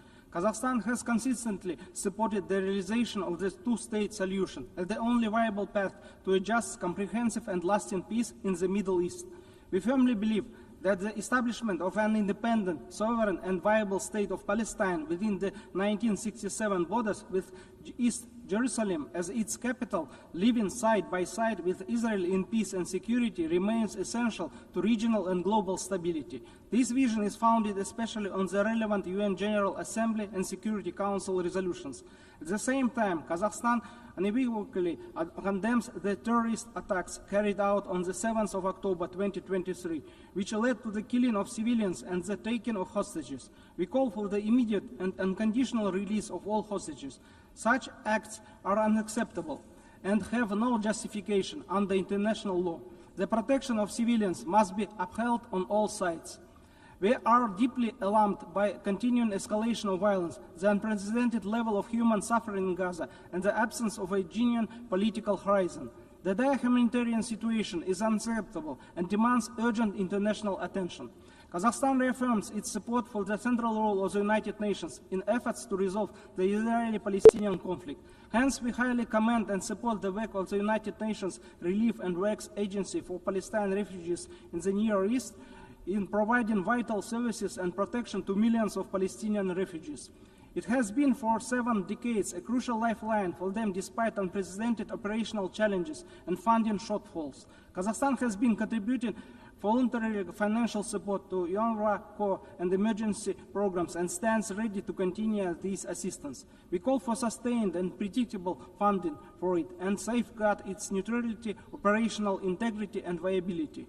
Furthermore, we express our solidarity with the people of Palestine and reaffirm our readiness to extend humanitarian and development assistance, including to the civilian population in Gaza. We also believe that ensuring accountability and adherence to international humanitarian and human rights law must be at the heart of any meaningful process toward peace. The protection of civilians must remain paramount. There can be no lasting peace without justice, dignity, and mutual recognition. Peace cannot be deferred indefinitely. Kazakhstan welcomes efforts aimed at rebuilding confidence and revitalizing dialogue between the parties as well as within the international community, including through regional and multilateral platforms. We are also open to participate in broader efforts to create enabling conditions for the resumption of meaningful peace negotiations under the auspices of the UN and in line with the internationally agreed parameters. To conclude, the international community has a moral and political responsibility to act while restoring the faith of generations who deserve to grow up free from fear with rights and opportunities. I thank you. I thank the representative of Kazakhstan for his statement. I give the floor to the representative of Côte d'Ivoire.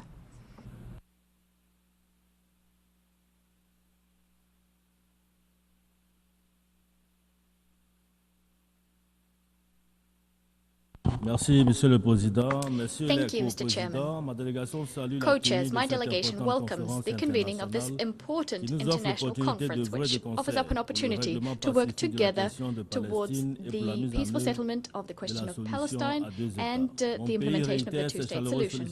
My country would like to reiterate its heartfelt congratulations to France and Saudi Arabia. Thank you for your leadership as co-chairs of the conference. Rest assured you have our full support. Côte d'Ivoire would like to, speaking from this high rostrum, reiterate its support for the initiatives of the UN Secretary General, His Excellency Antonio Guterres' efforts for peace in the Middle East. We urge the continuation of his tireless efforts to ensure the definitive resolution of the crisis between Israel and Palestine. Co-chairs, this meeting is being held in an international context strongly characterized by the exacerbation of the Israeli-Palestinian crisis, with deadly atrocities, loss of human life, infrastructure destruction, massive civilian displacement, as well as hostages still being detained. According to data from the last report published by the Office of the Coordination of Humanitarian Affairs, OCHA, to date, the number of people dead and injured due to Hamas's attack on Israel and Israel's counterattacks in the Gaza Strip and the West Bank since the 7th October 2023 stands at 58,000 dead and over 139,000 injured. Faced with this situation, its unprecedented proportions in which we fear humanitarian collapse in Gaza, Côte d'Ivoire, alarmed by this tragedy, would like to once again call for restraint and for recourse to diplomacy for a peaceful and lasting settlement of the crisis. My delegation welcomes the adoption on the 12th of June of this year by the General Assembly of a resolution demanding a ceasefire in Gaza and guarantees that sufficient aid immediately reaches Palestinian civilians.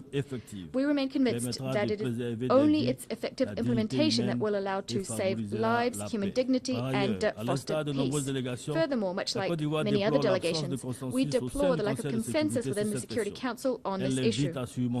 We invite the Council to put aside its differences, especially in humanitarian emergency situations. Co-chairs, indeed, the war in Gaza, which was started on the 7th of October 2023, dealt another blow to the idea of a negotiated solution, solidifying positions and taking us ever further away from the prospects of a return to peace in the region. Nonetheless, we believe that this meeting gives us an excellent opportunity to reiterate our common commitment and attachment to a peaceful settlement of the conflict between Israel and Palestine. We deplore the fact that the settlement efforts have been stalling for decades.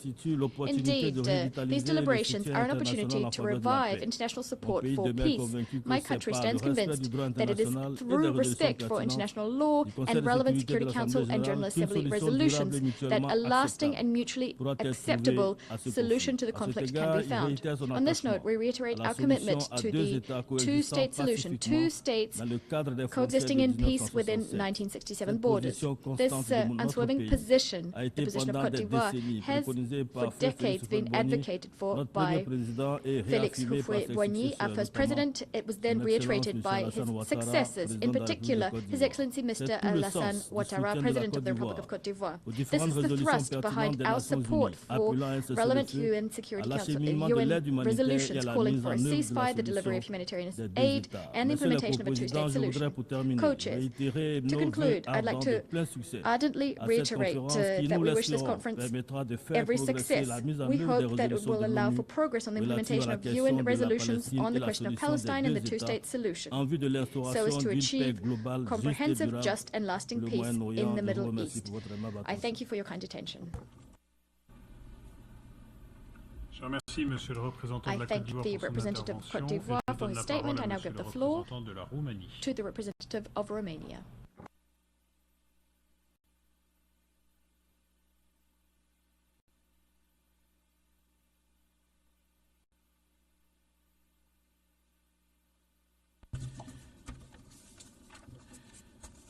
Esteemed co-chairs, Your Excellencies, Romania welcomes the convening of the international conference in a key moment for the future of the Middle East and our collective security.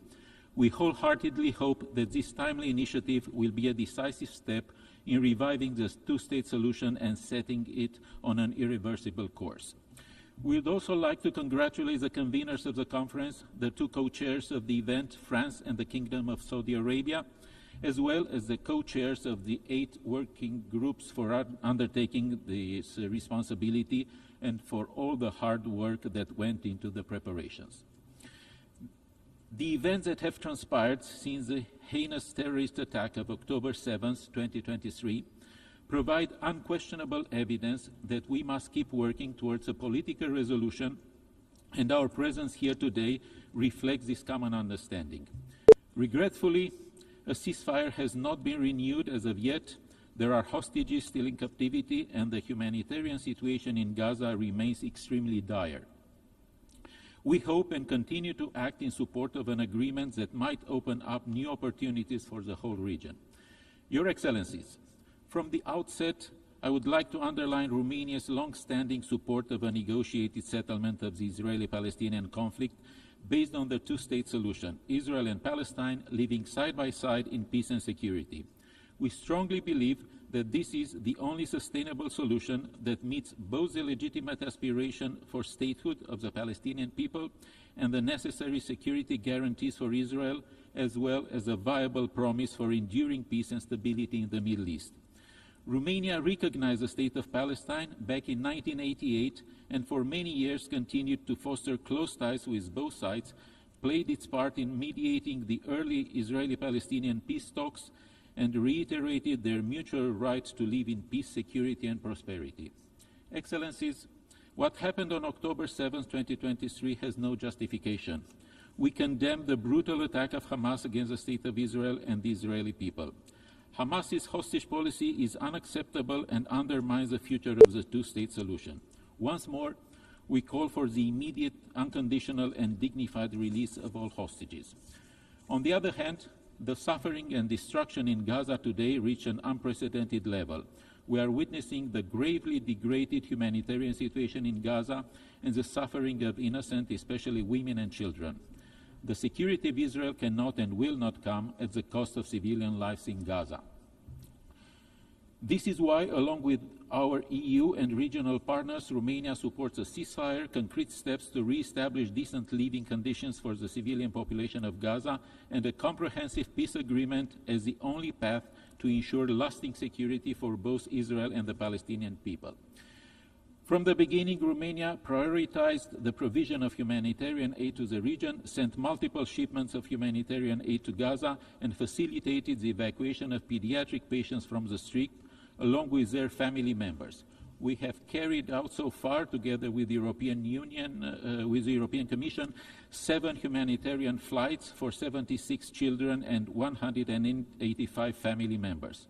41 of them are currently being treated in Romanian hospitals, and we are committed to continue these efforts. But this is just a temporary and scarce fix for a very complex situation which needs long-term measures in order to address the reconstruction of Gaza and to heal the physical and emotional scars of this drawn-out conflict. We must continue to assist the Palestinian Authority in preparing its future role, both in the West Bank and Gaza, its capacity building and its reform agenda. Romania remains strongly committed to the principles underlying humanitarian aid.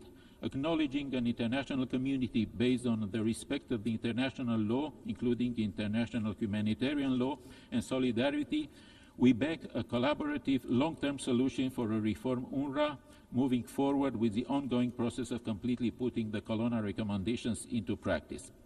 We appreciate the efforts made by EU High Representative Kaja Kallas to reach an agreement with the Israeli authorities on humanitarian aid access.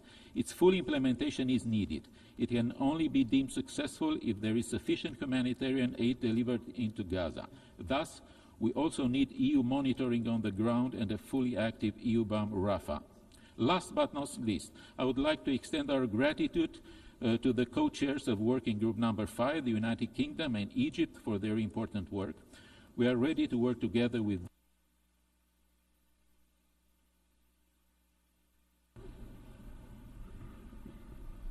I thank the representative of Romania for his statement. I now give the floor to the representative of Belize.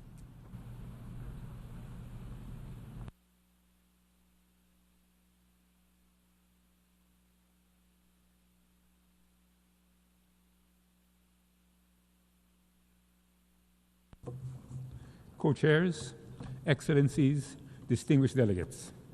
At the outset, Belize aligns itself with a statement delivered by the distinguished delegate of Barbados on behalf of the 14 member states of the Caribbean Community, CARICOM. We commend the Kingdom of Saudi Arabia and the government of France for their leadership in co-chairing this conference aimed at advancing the peaceful and just settlement of the question of Palestine. We are especially encouraged by the announcements of several governments that they intend to recognize the state of Palestine in September. We hope that other member states, especially those that supported the 1948 UN resolution, follow suit and join the 147 countries that have already recognized Palestine. Belize's position on the question of Palestine has never wavered. We have been a consistent voice in support of the full realization of the Palestinian people's inalienable rights to self-determination, independence, and sovereignty.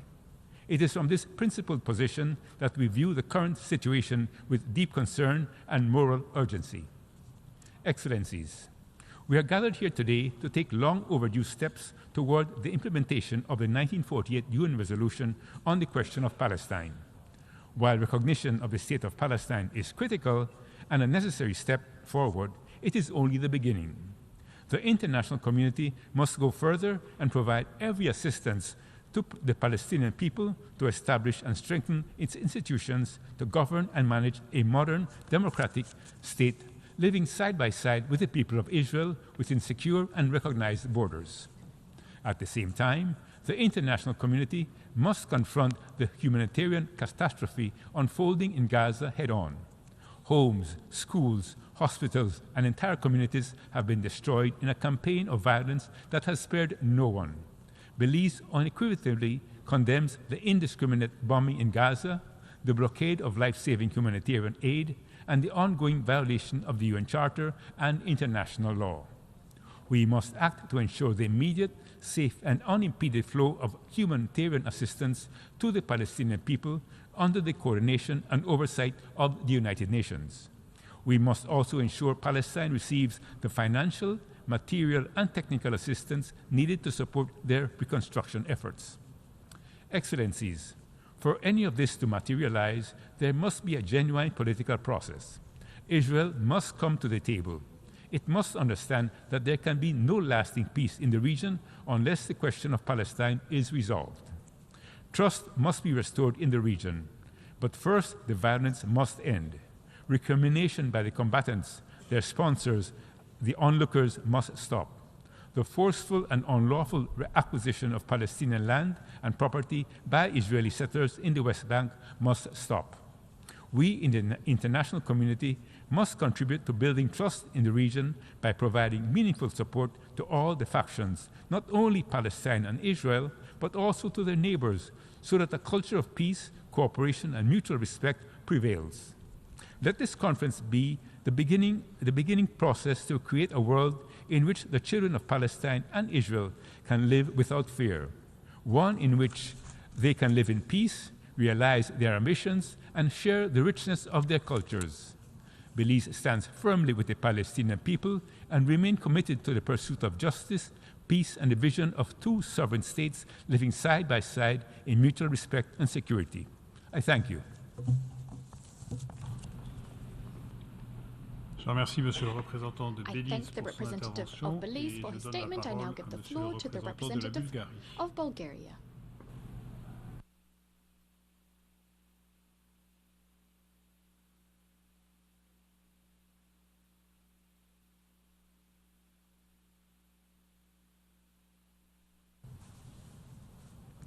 Thank you very much, dear co-chairs.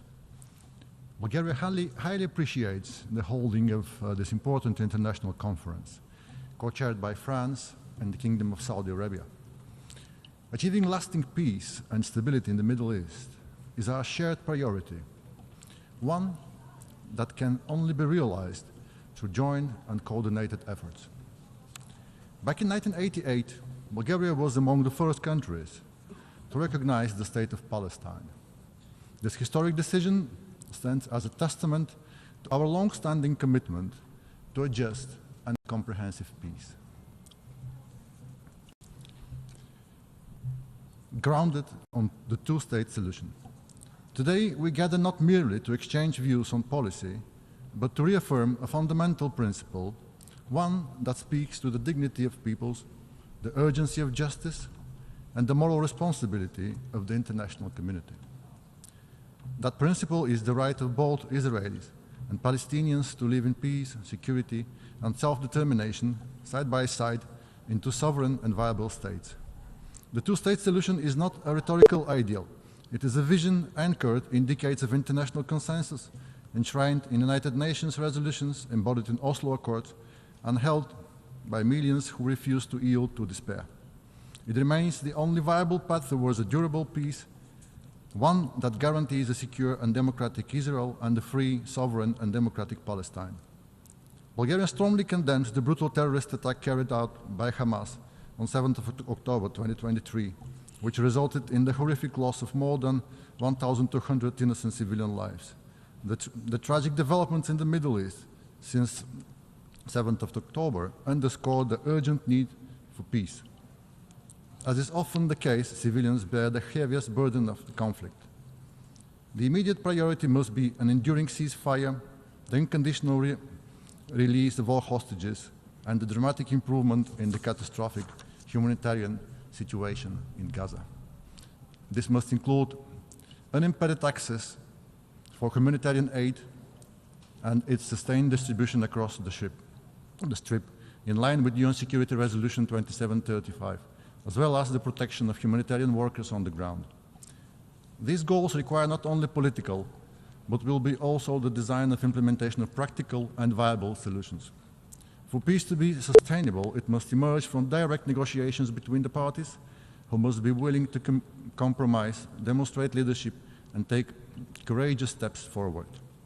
The fundamental prerequisite for lasting peace is trust, a confidence-building measure aiming at reducing tensions, enhancing communication, and promoting dialogue must be prioritized during any potential peace process. In this context, the exchange of information on security-related matters and the exercise of restraint are critical. Israel has a proven record of such cooperation, including with Palestinian Authority. Any future regional security architecture must take into account Israel's legitimate security concerns and be rooted in the recognition of its right to exist, an imperative that should be universally accepted. Neighboring Arab states should be actively involved in this effort, ideally through normalization of relations following the model of the Abraham Accords. At the same time, the state of Palestine, represented by the Palestinian Authority, must be recognized by the international community, excluding any role for Hamas. This requires successful inter-Palestinian reconciliation, leading to the establishment of unified leadership elected through inclusive democratic elections. These elections would not only resolve questions of legitimacy, but would also lay the foundation for a functional and democratic Palestinian state. In this regard, capacity building remains essential. Particular attention must be given to working with the youth, creating pathways to peace and development, while countering radicalization and incitement to violence. Let history remember this moment, not as yet another missed opportunity, but as a beginning of a renewed international commitment. Let this conference not only express solidarity, but serve as a catalyst for action. For peace is not a gift we offer one another, it's a responsibility we owe to future generations. I thank you.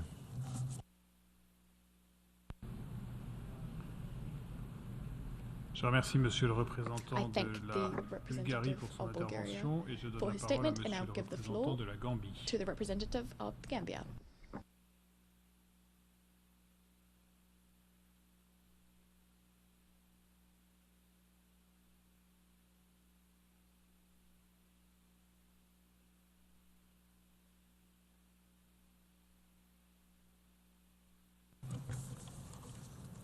Co-chairs, Excellencies, distinguished delegates, let me seize this opportunity to convey our deep appreciation to the governments of France and the Kingdom of Saudi Arabia for convening this international conference under the auspices of the General Assembly as regards the question of Palestine and the two-state solution in a bid to work towards the international processes for lasting peace, peaceful solution to the crisis in Gaza. The Gambia also welcomes the historic efforts by France for the recognition of Palestine as a state and encourages other member states to seize the momentum and to recognize Palestinian statehood. This conference is a call to collective and pragmatic action anchored on the hope of peace, justice, dignity, and respect for self-determination, sovereignty, and the statehood of the Palestinian people. Excellencies, today we stand at a critical juncture in the history of our world, facing a crisis that threatens to unravel decades of diplomatic efforts and plunge our world into deeper conflict. As we gathered here, the occupation of Palestine continues to be a source of immense pain and suffering.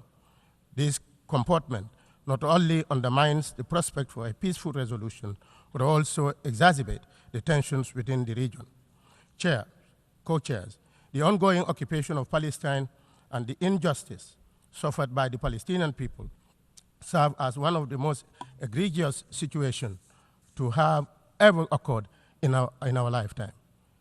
It is incontrovertible that in view of the dire humanitarian situation in Gaza, the need for definitively resolve the conflict has never been more urgent.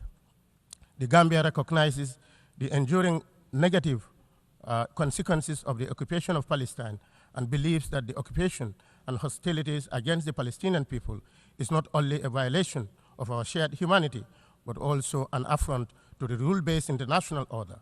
In this regard, the Gambia warmly welcomes the outcome of the various working groups established on the margins of this high-level conference. The situation of Palestine is about the core principle of justice and self-determination. We cannot continue to remain silent when clear violations of international human rights and international law are being committed in Gaza and West Bank. Co-chairs, the humanitarian catastrophe currently unfolding in Gaza is both profound and devastating, with far-reaching consequences not only for the region, but for the international community as well. We support all genuine efforts to maximize the prospect of a peaceful resolution, including the efforts aimed at reducing the tension within the region. Gaza's future and that of its population must be guaranteed. The scale of the displacement has resulted in unprecedented strain on resources and infrastructure within Gaza and neighboring areas where refugees seek shelter. Essential services like healthcare, water, sanitation, and electricity are severely compromised, leading to severe shortages of necessities. The people of Gaza need our collective support to rebuild their lives. It is critical for the global community to come together to ensure that humanitarian aid reaches those in need, and to work towards a sustainable political solution that promotes peace and security for all people in the region. Bearing in mind, also, the peace cannot be guaranteed without the exercise of right to self-determination of the Palestinian people and statehood. It is our conviction that we proceed with a clear focus on our shared goals, peace, justice, and restoration of dignity to all those affected by the conflict. It is through our united efforts that we can hope to achieve a durable ceasefire and the unconditional release of all hostages, thereby paving the way for a lasting peace and that respects the rights and sovereignty of all. The Gambia believes that the lasting peace on both sides embodies the strong collective resolve to also ensure the full membership of Palestine into the United Nations and earning its deserved position as part of the Committee of Nations with equal rights and many other member states of the United Nations. In this context, we reiterate and endorse the call for a peace day for a lasting solution to the Palestinian problem. In our view, the best option for a peaceful settlement of this dispute between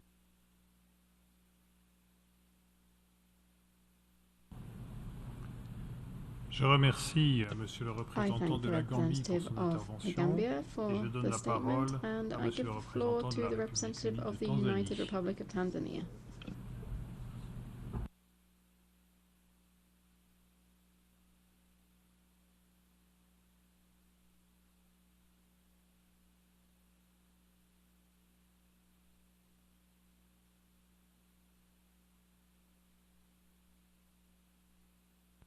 Co-chairs, Excellencies, distinguished delegates, the United Republic of Tanzania is honored to participate in this important high-level conference on the question of Palestine and the pursuit of this two-state solution. We commend the initiatives and leadership of the co-chairs, the Kingdom of Saudi Arabia and the French Republic, and welcome the continued commitment of the international community to advancing a just, lasting, and peaceful resolution to the Israel-Palestinian conflict. Tanzania remains deeply concerned by the continued escalation of violence and the terrible humanitarian situation, particularly in the Gaza Strip. The situation reaffirms the urgent need for concrete steps towards implementing the two-state solution with Israel and Palestine, living side by side in peace and security within the secure internationally recognized borders based on the pre-1967 lines in accordance with international law and relevant United Nations resolutions, including General Assembly Resolution ES 10/24. Co-chairs, Tanzania reaffirmed its unwavering support for the inalienable rights of the Palestinian people, including their right to self-determination, independence, and sovereignty. We reiterate our long-standing position that the only sustainable path to peace is through genuine negotiation based on mutual recognition, peaceful coexistence, and a shared commitment to justice and international law. As the world is still witnessing the horrible humanitarian situation and untold human suffering in the Gaza Strip, we call upon the United Nations Security Council to fully uphold its responsibility under the Charter, particularly those contained in Article 12 and 24, and we take decisive action to end the cycle of conflict and impunity. We further urge all parties to agree to an immediate, unconditional, and permanent ceasefire, and to ensure unfettered access to humanitarian assistance, including food, water, medical supplies, and shelter. Tanzania underscores the importance of dialogue as the only viable and durable solution to the conflict. Surely, there's no military solution to the conflict, so concerned parties must engage in constructive dialogue and sincerely work towards lasting peace, seek truth and reconciliation, and undertake confidence-building measures, including the release of hostages and cessation of all acts of violence against civilians. Co-chairs, Tanzania has recognized the state of Palestine for over 6 decades and full support to the admission as a full member of United Nations. The admission of Palestine as a member of this important organization will only reaffirm its purpose and principle, this is undermining them. The people of Palestine who have been denied their homeland and with secure borders, forced to live as refugees in their lands, and subjected to untold suffering, deserve the permanent reliefs. This August Assembly must continue to provide opportunity for the admission of the State of Palestine as a member of our organization. And the Security Council must refrain from preventing the actualization of this long-expired goal. Co-Chair, in conclusion, Tanzania reiterates its commitment to multilateral efforts aimed at achieving peace, security, dignity for both Palestinians and Israelis. We remain ready to work in solidarity with the member states to ensure the realization of the two-state solution and to restore hope, stability, and justice to the people of the region. I thank you. Je remercie Monsieur le I thank the representative of the United Republic of Tanzania, and I give the floor to the representative of Guinea.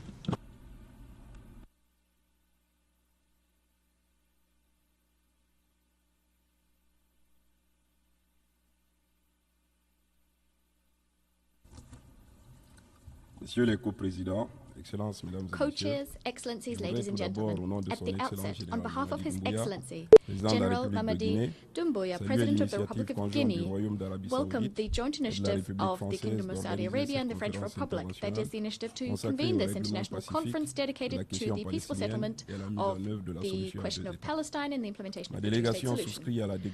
My delegation fully subscribes to the statement delivered by Uganda on behalf of the non-aligned movement. Co-chairs, the Republic of Guinea reiterates its unswerving support to the Palestinian cause,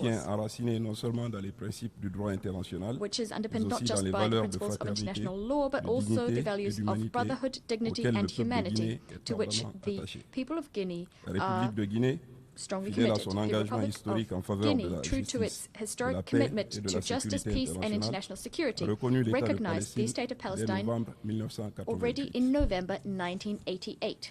We believe that there is an overriding necessity to recognize the state of Palestine with East Jerusalem as its capital and to grant it fully fledged member status within the United Nations Organization. The right of the Palestinian people to self-determination, to freedom, and to an independent state is both what justice requires, but it is also an essential precondition for lasting peace in the Middle East. The two-state solution, with Israel and Palestine living side by side in peace and security within recognized borders based on 1967 lines, remains the only viable path that is in keeping with international law.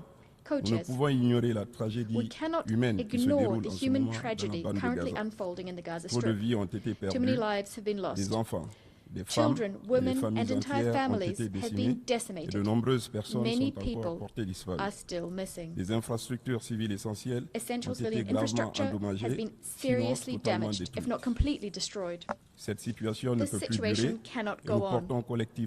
We bear the collective moral responsibility to put an end to it, and definitively so, because the safeguarding of the values and principles which underpin our humanity are at stake. The eyes of the world, the eyes of our people are upon us. They are judging us on our collective capacity to ensure that international law and the ideals of peace, justice, and moral dignity, which are the bedrock of our organization, to ensure they prevail. Silence, inaction, indifference would constitute a betrayal not only to the fundamental principles of this organization, but to our very own humanity. The Republic of Guinea calls for an immediate, total, and lasting ceasefire. We reiterate that any lasting and viable solution necessarily requires an end to the violence, the occupation, and settlement activities on Palestinian territory, including in East Jerusalem, the recognition, full and comprehensive recognition of a sovereign and independent Palestinian state with East Jerusalem as its capital, living in peace side by side with Israel, meticulous respect for relevant UN resolutions, and full and unfettered access for the delivery of humanitarian assistance. Co-chairs, ladies and gentlemen, today, more than ever, the Republic of Guinea stands shoulder to shoulder with those who opted for dialogue over confrontation. We're here to reaffirm that peace is not a utopia. It is a must, and peace calls for political courage. It is high time to translate declarations of principles into concrete action. We need a clear-cut, consensus-based roadmap to ensure that the hopes of the Palestinian people become a political reality. We remain convinced that peaceful coexistence between the states of Palestine and Israel is not only possible but necessary. It is in the name of our common humanity that we must seize the opportunity offered by this conference to definitively revive the hope of lasting peace between Israel and Palestine with respect for human dignity and the solidarity among peoples. I thank you. Je remercie Monsieur le représentant I thank the representative of Guinea for that statement.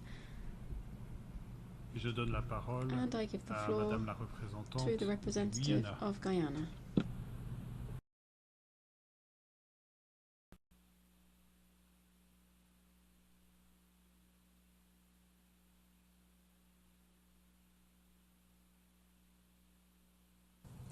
Your Excellencies, co-chairs, Guyana aligns itself with the statement delivered by the permanent representative of Barbados on behalf of the member states of the Caribbean Community, CARICOM. I commend you both, co-chairs of the working groups, for your preparations for the convening of this conference. Excellencies, following the General Assembly's adoption in 1947 of Resolution 181, in which it decided on the establishment of an independent Arab state and an independent Jewish state, the independent Jewish state Israel was created and recognized in 1949. However, almost 8 decades later, and with the formation and recognition of more than 80 new sovereign states by the UN, the establishment of an independent state of Palestine is still outstanding. Implementation of the two-state solution is a collective responsibility of the General Assembly, some aspects of which are common to all member states, while others are differentiated. Recognition of the state of Palestine is at the core. The two-state solution is only partially implemented due to the twin problem of the non-recognition of the state of Palestine by some member states and Israel's ongoing occupation of the Palestinian territory. Guyana therefore calls on all member states still to do so, to recognize the state regarding its unlawful occupation of the Palestinian territories. Excellencies, we are meeting against the backdrop of an unprecedented war in Gaza, characterized by repeated violations of international law. The onus is on all member states to be vigilant and consistent in their defense of international law on the question of Palestine. There should be no double standards and no silence and inaction when the rule of law is being violated. While most member states have been vocal in their condemnation of the ongoing atrocities in Gaza and the occupied West Bank, we urge every member of this organization to redouble their efforts to bring this tragedy to an end. Turning to actions needed for positive change, let me highlight 3 points. First, the ongoing situation in the occupied Palestinian territory remains a serious threat to international peace and security, and the Charter empowers the Security Council to respond to such threats decisively. Regrettably, the Council, as a collective, has not yet achieved the level of political will necessary to take those decisions. Second, action is needed in defense of the United Nations, humanitarians, medical personnel, journalists, and other professionals who continue to be the targets of indiscriminate and illegal actions by the occupying power. UNRWA, which has performed a stabilizing role in the OPT since its establishment in 1948, suffered the brunt of attacks against the UN. Last week, we were told that OCHA is next. This trend must not be allowed to continue, as it sets a dangerous precedent. Third, member states must be prepared to take bilateral action where it is necessary to stem the means of destruction used by the occupying power to weaken the two-state solution. Member states must continue working until an independent state of Palestine is established, pursuant to the relevant United Nations resolutions and in line with the pre-1967 borders. We must dissuade all actions that undermine this goal. In this context, we call on Israel to hand over all remittances being held for the Palestinian Authority. Excellencies, allow me to conclude by reaffirming our full support for the implementation of the two-state solution.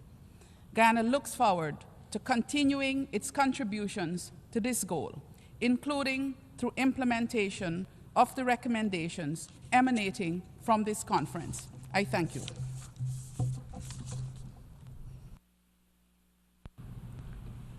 I thank the representative of Guyana for her statement, and I give the floor to the representative of Kenya.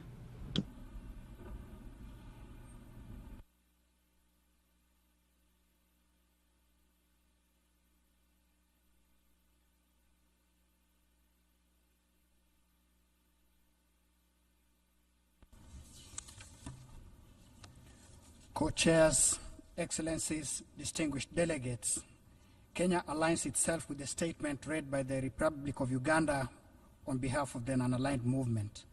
We also align with the African Union position that espouses the achievement of a two-state solution through negotiations founded on relevant UN resolutions and supports homegrown solutions based on socio-cultural tolerance. My delegation would now like to state the following in our national capacity. For decades, the Middle East has endured an ever-deepening occupation, cycles of violence, and the collapse of every major peace negotiation. The spiraling increase of civilian casualties, widespread displacement, and catastrophic humanitarian emergencies continue to imperil not only Palestinian aspirations for sovereignty and Israeli security, but also the stability of the entire region and the authority of international law. The two-state solution is deemed as the sole framework capable of delivering just, lasting peace. Unfortunately, it's now on the brink of collapse. Co-chairs, Kenya unilateral measures, hard stances of an irreversible status quo of protracted conflict will prolong human suffering and strategic fragmentation. In this regard, we take note that this conference is one of the few chances remaining to transform consensus into tangible, irreversible steps and propose the following actions embedded in three core pillars. First, ceasefire and humanitarian relief to secure an immediate, verifiable ceasefire, ensure the unconditional release of all hostages, and guarantee unfettered delivery of humanitarian assistance and the full withdrawal of military forces from Gaza. Second, implementing the two-state solution with security guarantees by convening a United Nations-backed mechanism and establishing robust, jointly monitored security arrangements to protect civilians on both sides, linked to benchmarks that reinforce the two-state roadmap.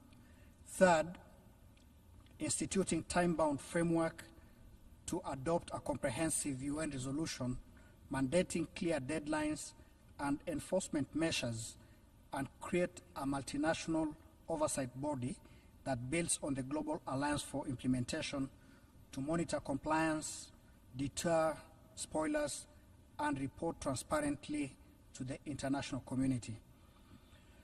Co-chairs, Excellencies, distinguished delegates, the world watches us to see whether we can convert long-standing consensus into concrete, irreversible action.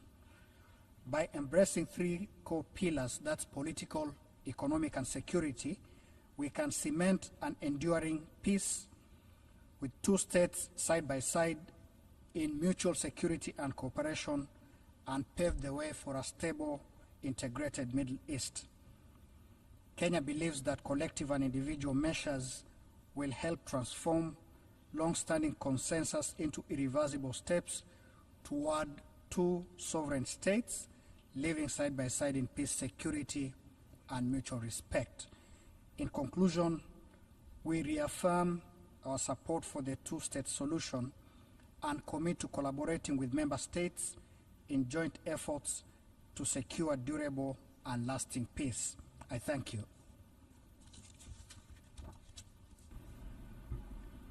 Merci, Monsieur le représentant du Kenya pour son intervention et je donne la parole à Madame la représentante de la Tchéquie. The representative of Czechia.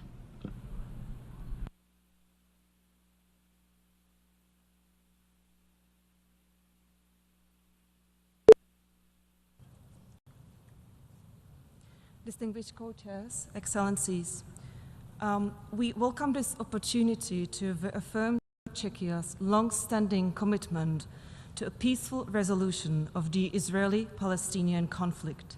This vision is grounded in the establishment of two states, Israel and Palestine, living side by side in peace, security, and mutual recognition. We are deeply concerned by the continued violence and humanitarian suffering in the region, and we call for an immediate ceasefire in Gaza and the unconditional release of all hostages, leading to a permanent end of hostilities. Czechia acknowledges the legitimate aspirations of the Palestinian people for statehood and dignity, just as we affirm Israel's right to exist, free from terror and existential threats. We believe that the only viable path to achieving this vision is through direct negotiations between the two parties. A negotiated agreement remains the sole sustainable means to ensure stability, democratic and economic development, and security for all. Unilateral actions risk undermining the delicate balance required for meaningful dialogue and may further entrench divisions. Excellencies, it is of utmost importance to re-establish a political horizon toward a two-state solution. We urge all parties and international actors to focus on confidence-building measures, regional cooperation, including through frameworks such as the Abraham Accords, and practical steps that can foster trust and pave the way for renewed negotiations. A peace settlement must serve the legitimate interests of both peoples, who rightfully expect tangible outcomes from diplomatic efforts. It is imperative to create conditions that enable Palestinians to establish a viable, independent future, whilst also ensuring that Israelis are not perpetually confronted with critical security concerns.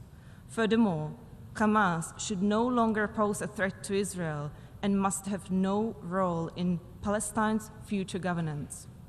Excellencies, achieving a just and lasting peace will require bold and courageous decisions from both Israelis and the Palestinians.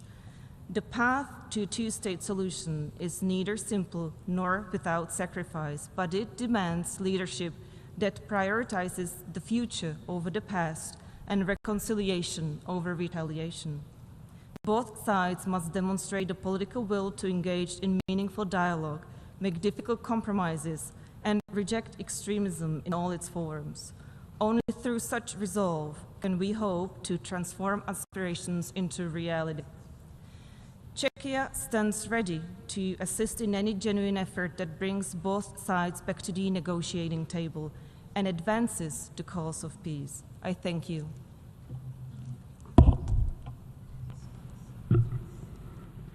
Je remercie Madame la représentante de la Tchéquie pour son intervention et je donne la parole à Monsieur le représentant de la Somalie. To the representative of Somalia.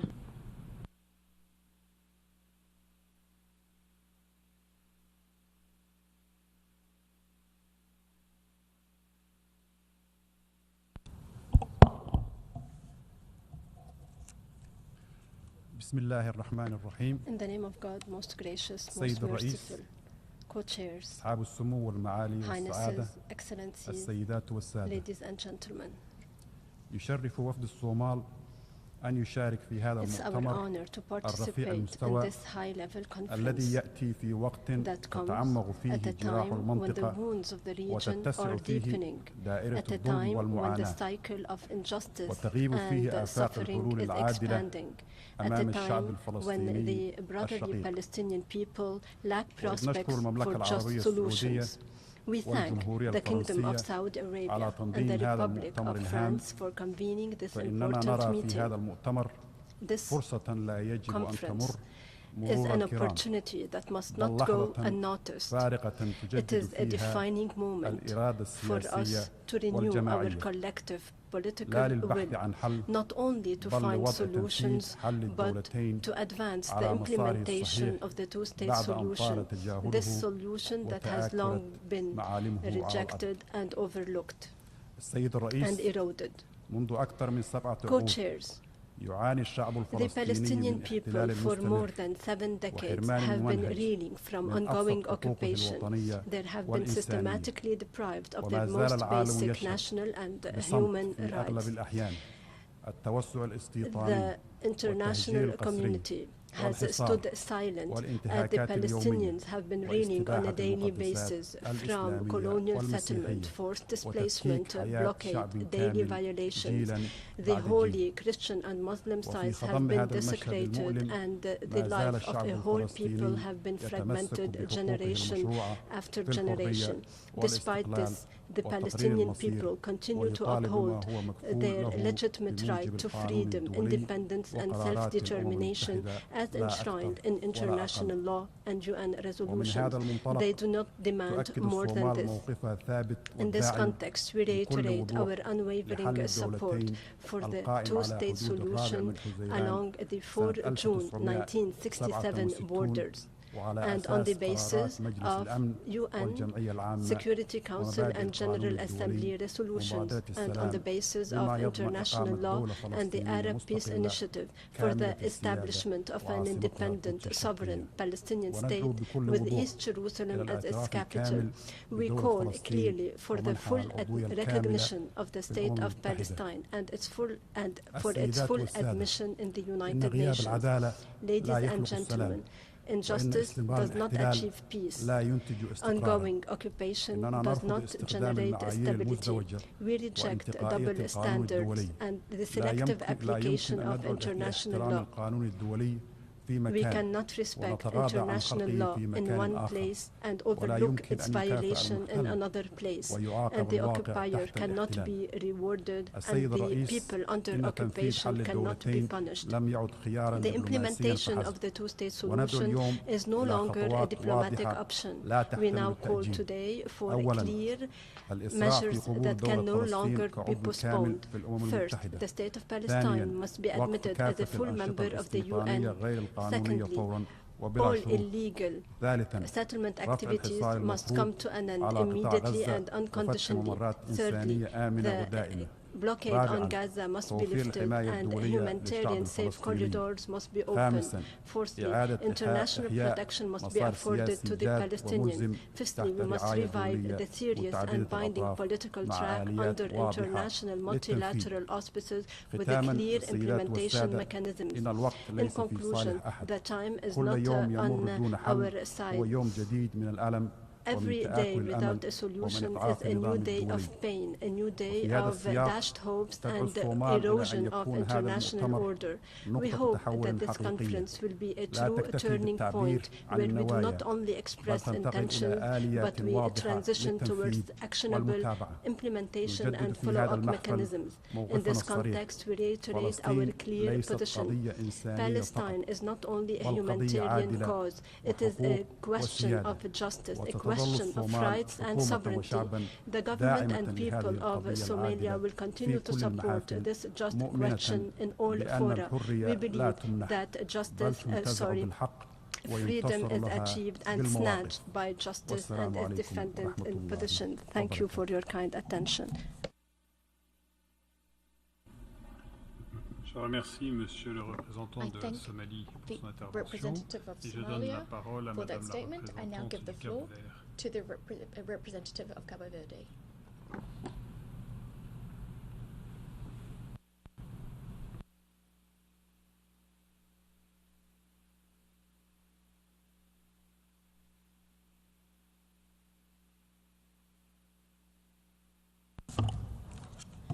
Mr. President, Excellencies, distinguished delegates, colleagues, Cabo Verde aligns itself with the statements delivered on behalf of the G77 and the African Group, and hereby delivers in national capacity. Cabo Verde stands before this high-level conference with profound commitment to peace, international security, and respect for the fundamental principles of international law. Since its independence, our country has upheld his sovereign policy on principles of peaceful cooperation, mutual respect, and the right of all peoples to self-determination and independence in line with the Charter of the UN. The two-state solution for Israel and Palestine represents not only a legal and political imperative, but also the only sustainable way to ensure security, stability, and development for both people. Cabo Verde would like to highlight three fundamental pillars for the peaceful settlement of the question of Palestine and to implement the two-state solution. One, the establishment of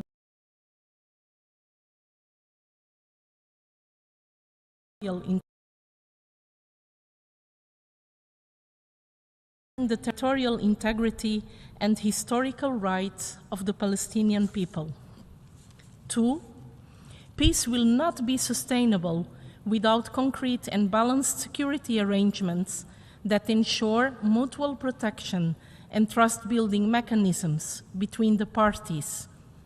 Coordinated measures must be implemented in a transparent and binding manner, reinforcing both Israel and Palestine's commitment to a future free of hostilities and existential threats. Three, the success of the two-state solution depends not only on political and legal guarantees, but it will only prevail if sustainable economic conditions are also assured. Post-conflict reconstruction must be linked to economic integration strategies, promoting a resilient governance structure, sustainable investments, and effective assistance mechanisms. For Cabo Verde, it is clear that peace cannot reign upon diplomatic commitments alone. For peace to prevail, it must be built on justice, respect for international law, and recognition of the dignity of all peoples. The success of this conference will be measured by the concrete actions we take, ensuring that two states can coexist side by side with security, sovereignty, and prosperity. Cabo Verde is hopeful that this conference will produce effective commitments and tangible results for a just and lasting peace. Cabo Verde reiterates its full support to the implementation of the two-state solution. May this path lead to two neighbor nations living in peace and rebuilding a prosperous future for the generations to come. Thank you.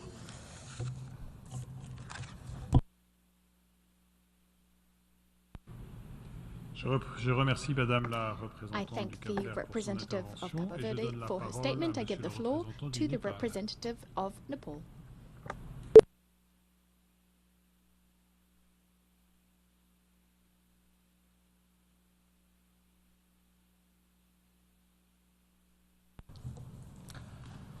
Distinguished co-chairs, first let me extend my sincere appreciation to the governments of the French Republic, and the Kingdom of Saudi Arabia for convening this high-level international conference. Excellencies, for nearly 8 decades, the pursuit of just and lasting peace in the Israeli-Palestine conflict has remained elusive. Uncertainty, chaos, violence, and despair dominate the regions over the decades. The situation has further deteriorated since the October 7 terrorist attacks on Israel by Hamas. The region is descending into even greater turmoil and volatility since then. The humanitarian crisis has reached unimaginable levels. Relentless loss of innocent lives, mass displacement, and widespread destructions have unfortunately become the tragic norm. The indiscriminate targeting of civilians, aid workers, and vital infrastructures continues unabated. The world cannot afford to stand by as devastation unfolds. Urgent and decisive action is needed to break this cycle of violence and restore hope for a peaceful future for both Palestinians and Israelis. Excellencies, Nepal strongly condemned the brutal attack on Israel on 7 October 2023, which claimed the lives of hundreds, including 10 Nepali nationals. Equally, we have denounced the indiscriminate use of force against civilians in Gaza. Nepal has consistently called for immediate de-escalations, restraint on end to civilian casualties, and protections of public and private properties. We also call for providing immediate, unrestricted, and adequate humanitarian assistance to the disparate civilians in Gaza. Humanity must be preserved, and human rights must be respected in all circumstances. It is also crucial that international laws, including the international humanitarian laws, are fully respected by all. We call for the immediate and unconditional release of all hostages taken by Hamas, including Bipin Joshi from Nepal. We are gravely concerned about his and others' health and well-being. Co-chairs, Nepal has long supported a two-state solution, advocating for Israeli and Palestinians to coexist peacefully within the recognized international borders based on international law and relevant UN resolution. We affirm our support for all efforts aimed at achieving a just, peaceful, and lasting solution to the questions of Palestine. We urge both Israel and Palestine to exercise utmost restraint, to end hostilities, resort to dialogue and diplomacy, and uphold internationally recognized agreements, including the two-state solutions. Stopping ongoing violence and securing of durable ceasefire is crucial to create conditions for diplomacy and prevent further civilian casualties. On this score, we appreciate the efforts made by the United States of America, Qatar, and Egypt for achieving permanent ceasefire. The United Nations and international community must take all necessary measures to restart negotiations, establish a framework for lasting peace, and find a just, peaceful, amicable, and lasting political solutions to the problems. For this, myopic visions and narrow political interests must be set aside. This is crucial to prevent this crisis from deepening into a catastrophe. We stand by our conviction that a political resolutions grounded in two-state solutions is the most effective path to ending suffering, cycle of violence, and securing peace for both Palestinian and Israeli civilians. In conclusion, co-chairs, let's unite in pursuit of a just and lasting solution to one of the world's most prolonged and complex challenges. Let's ensure that peace prevails in the regions and beyond. And let's build a future for both Israelis and Palestinians grounded in peace, justice, and coexistence. I thank you. Je remercie Monsieur le représentant du Népal pour son intervention et je donne la parole à Madame la représentante de Saint-Vincent et les Grenadines. The representative of St. Vincent and the Grenadines.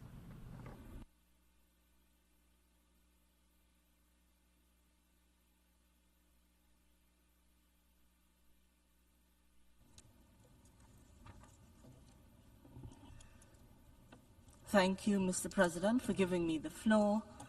St. Vincent and the Grenadines extends its appreciation to the co-chairs of the conference, His Excellency Jean-Noël Barrot, Minister of Europe and Foreign Affairs of the Republic of France, and His Highness Prince Faisal bin Farhan Al Saud, Foreign Minister of the Kingdom of Saudi Arabia. We welcome your efforts in convening this important high-level meeting on the peaceful settlement of the question of Palestine and the implementation of the two-state solution. Excellencies, today we must accept the harsh reality that our multilateral system is fractured, and this breakdown has in turn allowed the erosion of the principles of international law, including those set out in the Charter of the United Nations, as well as the legally binding resolutions adopted by the Security Council. These principles are not abstract ideals, but safeguards for our peaceful coexistence. This is why St. Vincent and the Grenadines regards this conference as a critical opportunity to rebuild trust among states through the recommitment in good faith to the principles of international law and the two-state solution as set out in the Security Council Resolution 242/1967. The ongoing conflict in the Middle East has for too long assailed the people of Gaza, their suffering being a tragic testament of the consequences of setting aside international law that was designed to, at a minimum, put an end to such a conflict. The Palestinian people continue to contend with illegal occupation, dispossession, and harsh settler colonialist policies without delay in recognizing an independent state of Palestine, being a contributing factor to the toxic status quo. The cycle of death and destruction, ongoing impunity, and the violations of our international framework cannot be allowed to continue. International law, including the principles embedded in the Charter of the United Nations, can neither be selectively applied nor sporadically upheld.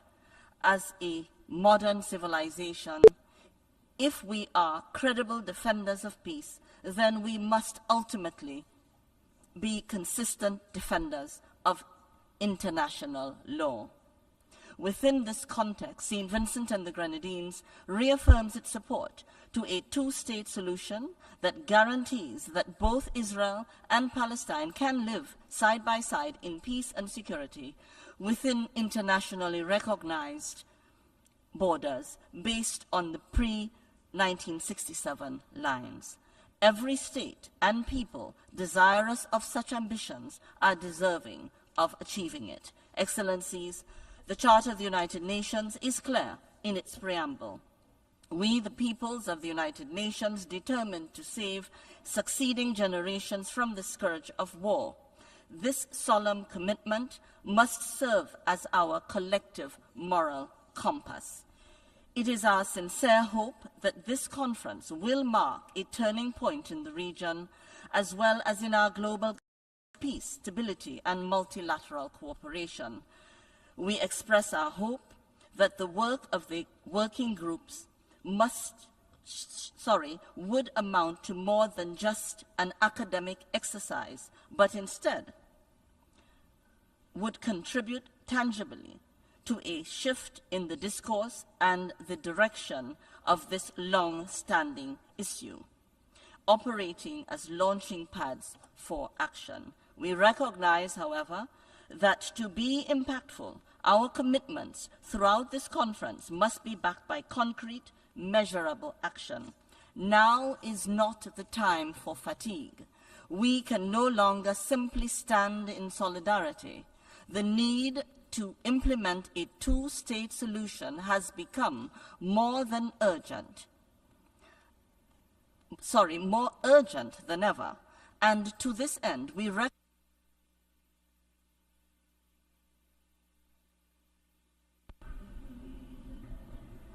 Je remercie Madame la représentante de Saint-Vincent of St. Vincent and the Grenadines for her statement.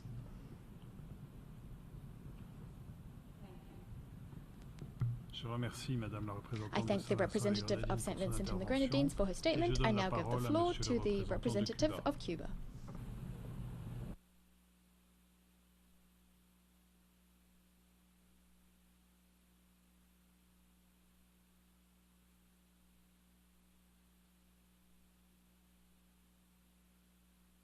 Señores copresidentes, apoyamos las intervenciones de Uganda en representación del MNOAL y de Venezuela en nombre del Grupo de Amigos en Defensa de la Carta de la ONU.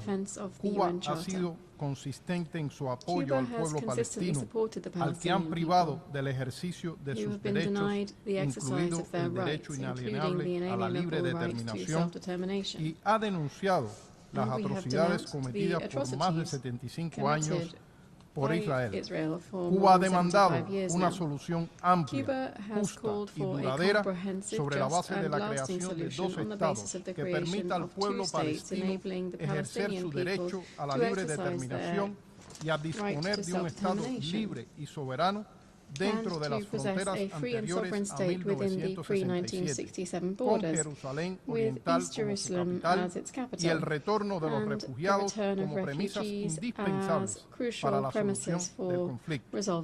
Cuba participó en la reunión ministerial extraordinaria del Grupo de la Haya, iniciativa de un grupo de estados interesados en coordinar acciones dirigidas a obtener resultados palpables y avanzar en acciones urgentes para hacer efectivo el cese al fuego inmediato y permanente en la franja de Gaza y la retirada de las fuerzas de ocupación israelí. Nos hemos unido al llamado de la inmensa mayoría de la comunidad internacional para lograr una acción decisiva que ponga fin a una de las injusticias más prolongadas de nuestro tiempo, agravada en estos últimos 2 años en los que Israel ha perpetrado impunemente contra el pueblo de Palestina crímenes de lesa humanidad, castigos colectivos, apartheid y genocidio. El número de muertos, heridos, desplazados, así como la destrucción de hospitales, escuelas, mezquitas, entre otras infraestructuras civiles, en franca violación del derecho internacional humanitario, nos coloca frente a una dolorosa realidad que lacera la conciencia de la humanidad.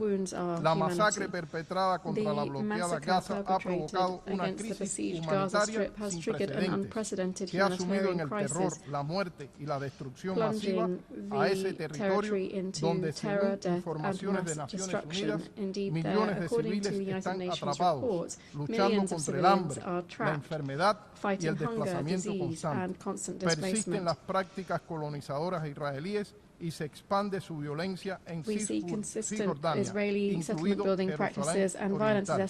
No podemos permitir que los asentamientos ilegales y la represión se normalicen.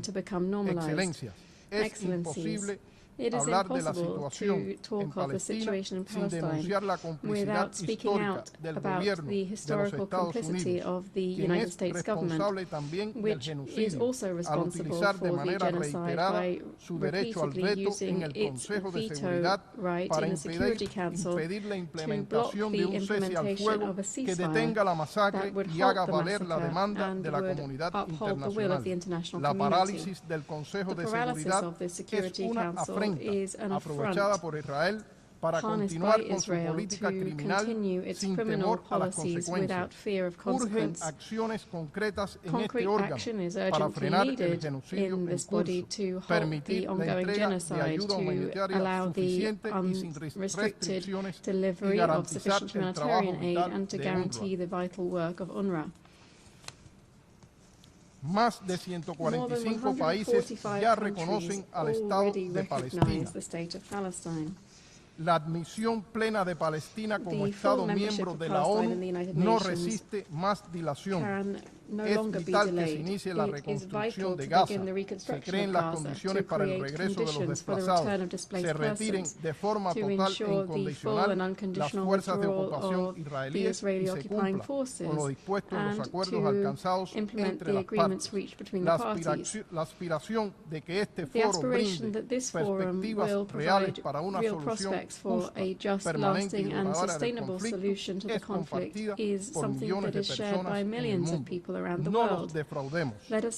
La justicia para Palestina no puede esperar más. Actuemos con la urgencia que la humanidad demanda, que el pueblo palestino necesita como condición ineludible para alcanzar una paz justa, duradera y permanente en el Oriente Medio. Muchas gracias. Thank you very much. Je remercie Monsieur le représentant de Cuba for his statement. Et je donne la parole I now give the floor à Monsieur le représentant des Maldives. To the representative of the Maldives.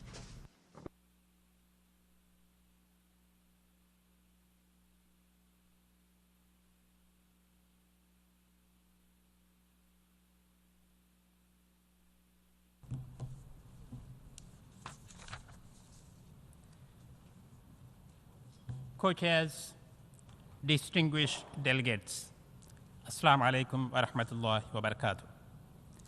This conference must mark a turning point to end the Israel-Palestinian conflict.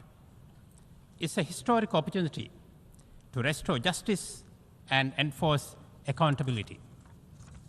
For a region long shrouded in conflict and suffering, this conference can create momentum to realize two-state solution. In 1947, the General Assembly promised that two peoples could live side by side in peace, dignity, and sovereignty. The reality today is stark. Over 100,000 Palestinians wounded, 50,000 killed, more than 17,000 of them children. The world cannot stand in idle while children die from deliberately imposed hunger. This is unfolding before our own eyes. Yet Israel's actions remain impervious to pleas. Its impunity blocking every attempt to end the suffering.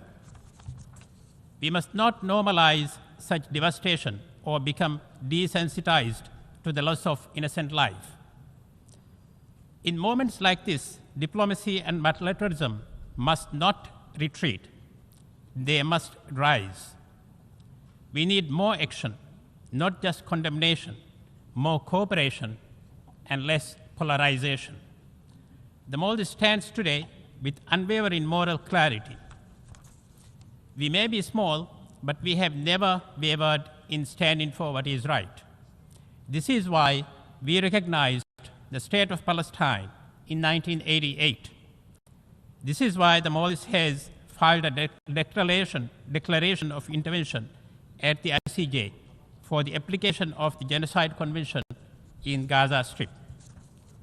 This is why we argued before the court that Israel's action violate Palestinians' human rights and demanded humanitarian access. Let us begin with the truth. The state of Palestine exists. 147 countries in this hall recognize it, and more have expressed their intent to do so. The Palestinian flag flies outside this hall. Its sovereignty and its people must not be erased. From Gaza to West Bank to East Jerusalem, Palestinians have the inalienable right to remain, to return, and to govern a state of their own freely and fully. The targeting of UNRWA must stop. Defunding a humanitarian lifeline during famine and massacre is not policy, it's cruelty. Humanitarian workers are not the enemy, nor are journalists. And aid is not optional, nor is the obligation to protect civilians. The Maldives believes in a just, lasting solution: two states, two peoples, and one peace. But there can be no peace without justice. Israel must be held accountable for the lives it has taken, for the homes it has destroyed, for the future it has killed, and for the hopes it has extinguished. Reparations, restitutions, and redress is the bare minimum. The Malta supports Arab Reconstruction Plan with technical expertise, financial support, and moral leadership, and we urge others to do the same. This is why we begin to restore humanity to a people who have lost everything. Let every child in Palestine grow with dignity and hope for the future they deserve. I thank you.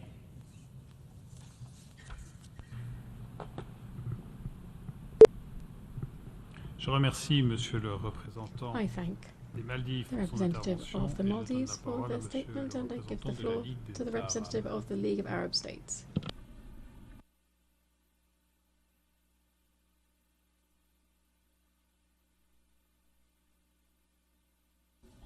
يسعدني أن أقف على هذا المنبر اليوم مرتديا جناح دولة فلسطين كأكبر تعبير عن تضامن جامعة الدول العربية مع دولة فلسطين المستقلة وأن ألقي كلمة معالي السيد أحمد أبو غيث الأمين العام للجماعة العربية الذي حال احترامه للوائح الإجرائية للجمعية العامة دون إلقائه الكلمة قبل مغادرته Here I present the statement of the Secretary General of the League of Arab States who was unable to make the statement himself. At the outset, allow me to express my thanks to the Kingdom of Saudi Arabia and the Federal Republic for chairing this meeting at a difficult time, which is not enabling a serious effort towards peace. This international conference,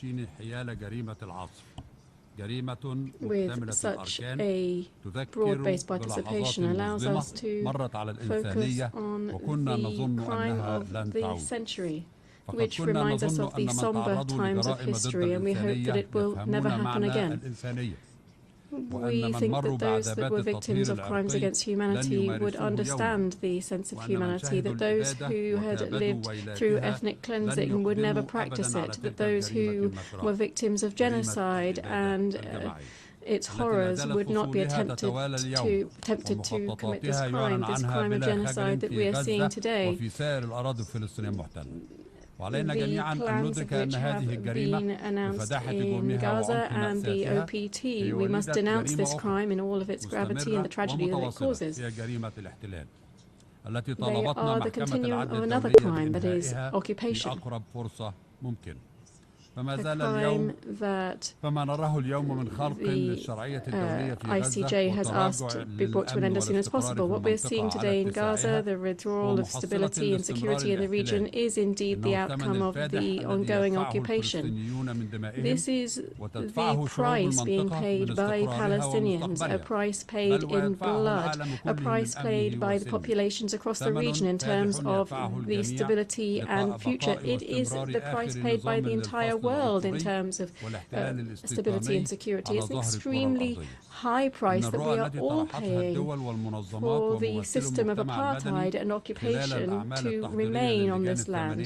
The vision set out by the states, representatives of civil society and organizations during the preparatory meeting within the 8 thematic working groups that were cited in the outcome document very clearly show that there is clear international will and that it represents the majority for the Israeli settlement building to stop. It also shows that another future is possible for the region, that is, for peaceful coexistence. But this future will only happen where there is a viable Palestinian state that can be a fully fledged member of the United Nations to do away with the stain that we have at the moment. The League of Arab States remains committed to the Arab Peace Initiative adopted in Beirut 23 years ago. That is the full withdrawal from Arab lands and the end of occupation against the normalization, the integration and peaceful coexistence. This vision hasn't, however, been reciprocated. Rather, it has been countered by arrogance and nationalism based on religious sectarian views that will lead the region to an unknown future. If everyone, particularly civil organizations, are not involved in this process, there will be no change. In conclusion, this conference represents a turning point for the Middle East, for Palestine, in Syria, Lebanon, and elsewhere. The League of Arab States will continue to strive alongside Saudi Arabia and France, alongside the chairs of the working groups, with the immense majority of states, peace-loving states in the General Assembly, this democratic forum. We will continue to work for all states and all organizations to commit to ensure that Palestine is recognized at the 80th General Assembly session, and the League of Arab States will continue to support an independent Palestinian state with East Jerusalem as its capital, based on the proposals made by France, the UK, and peace-loving states. Thank you.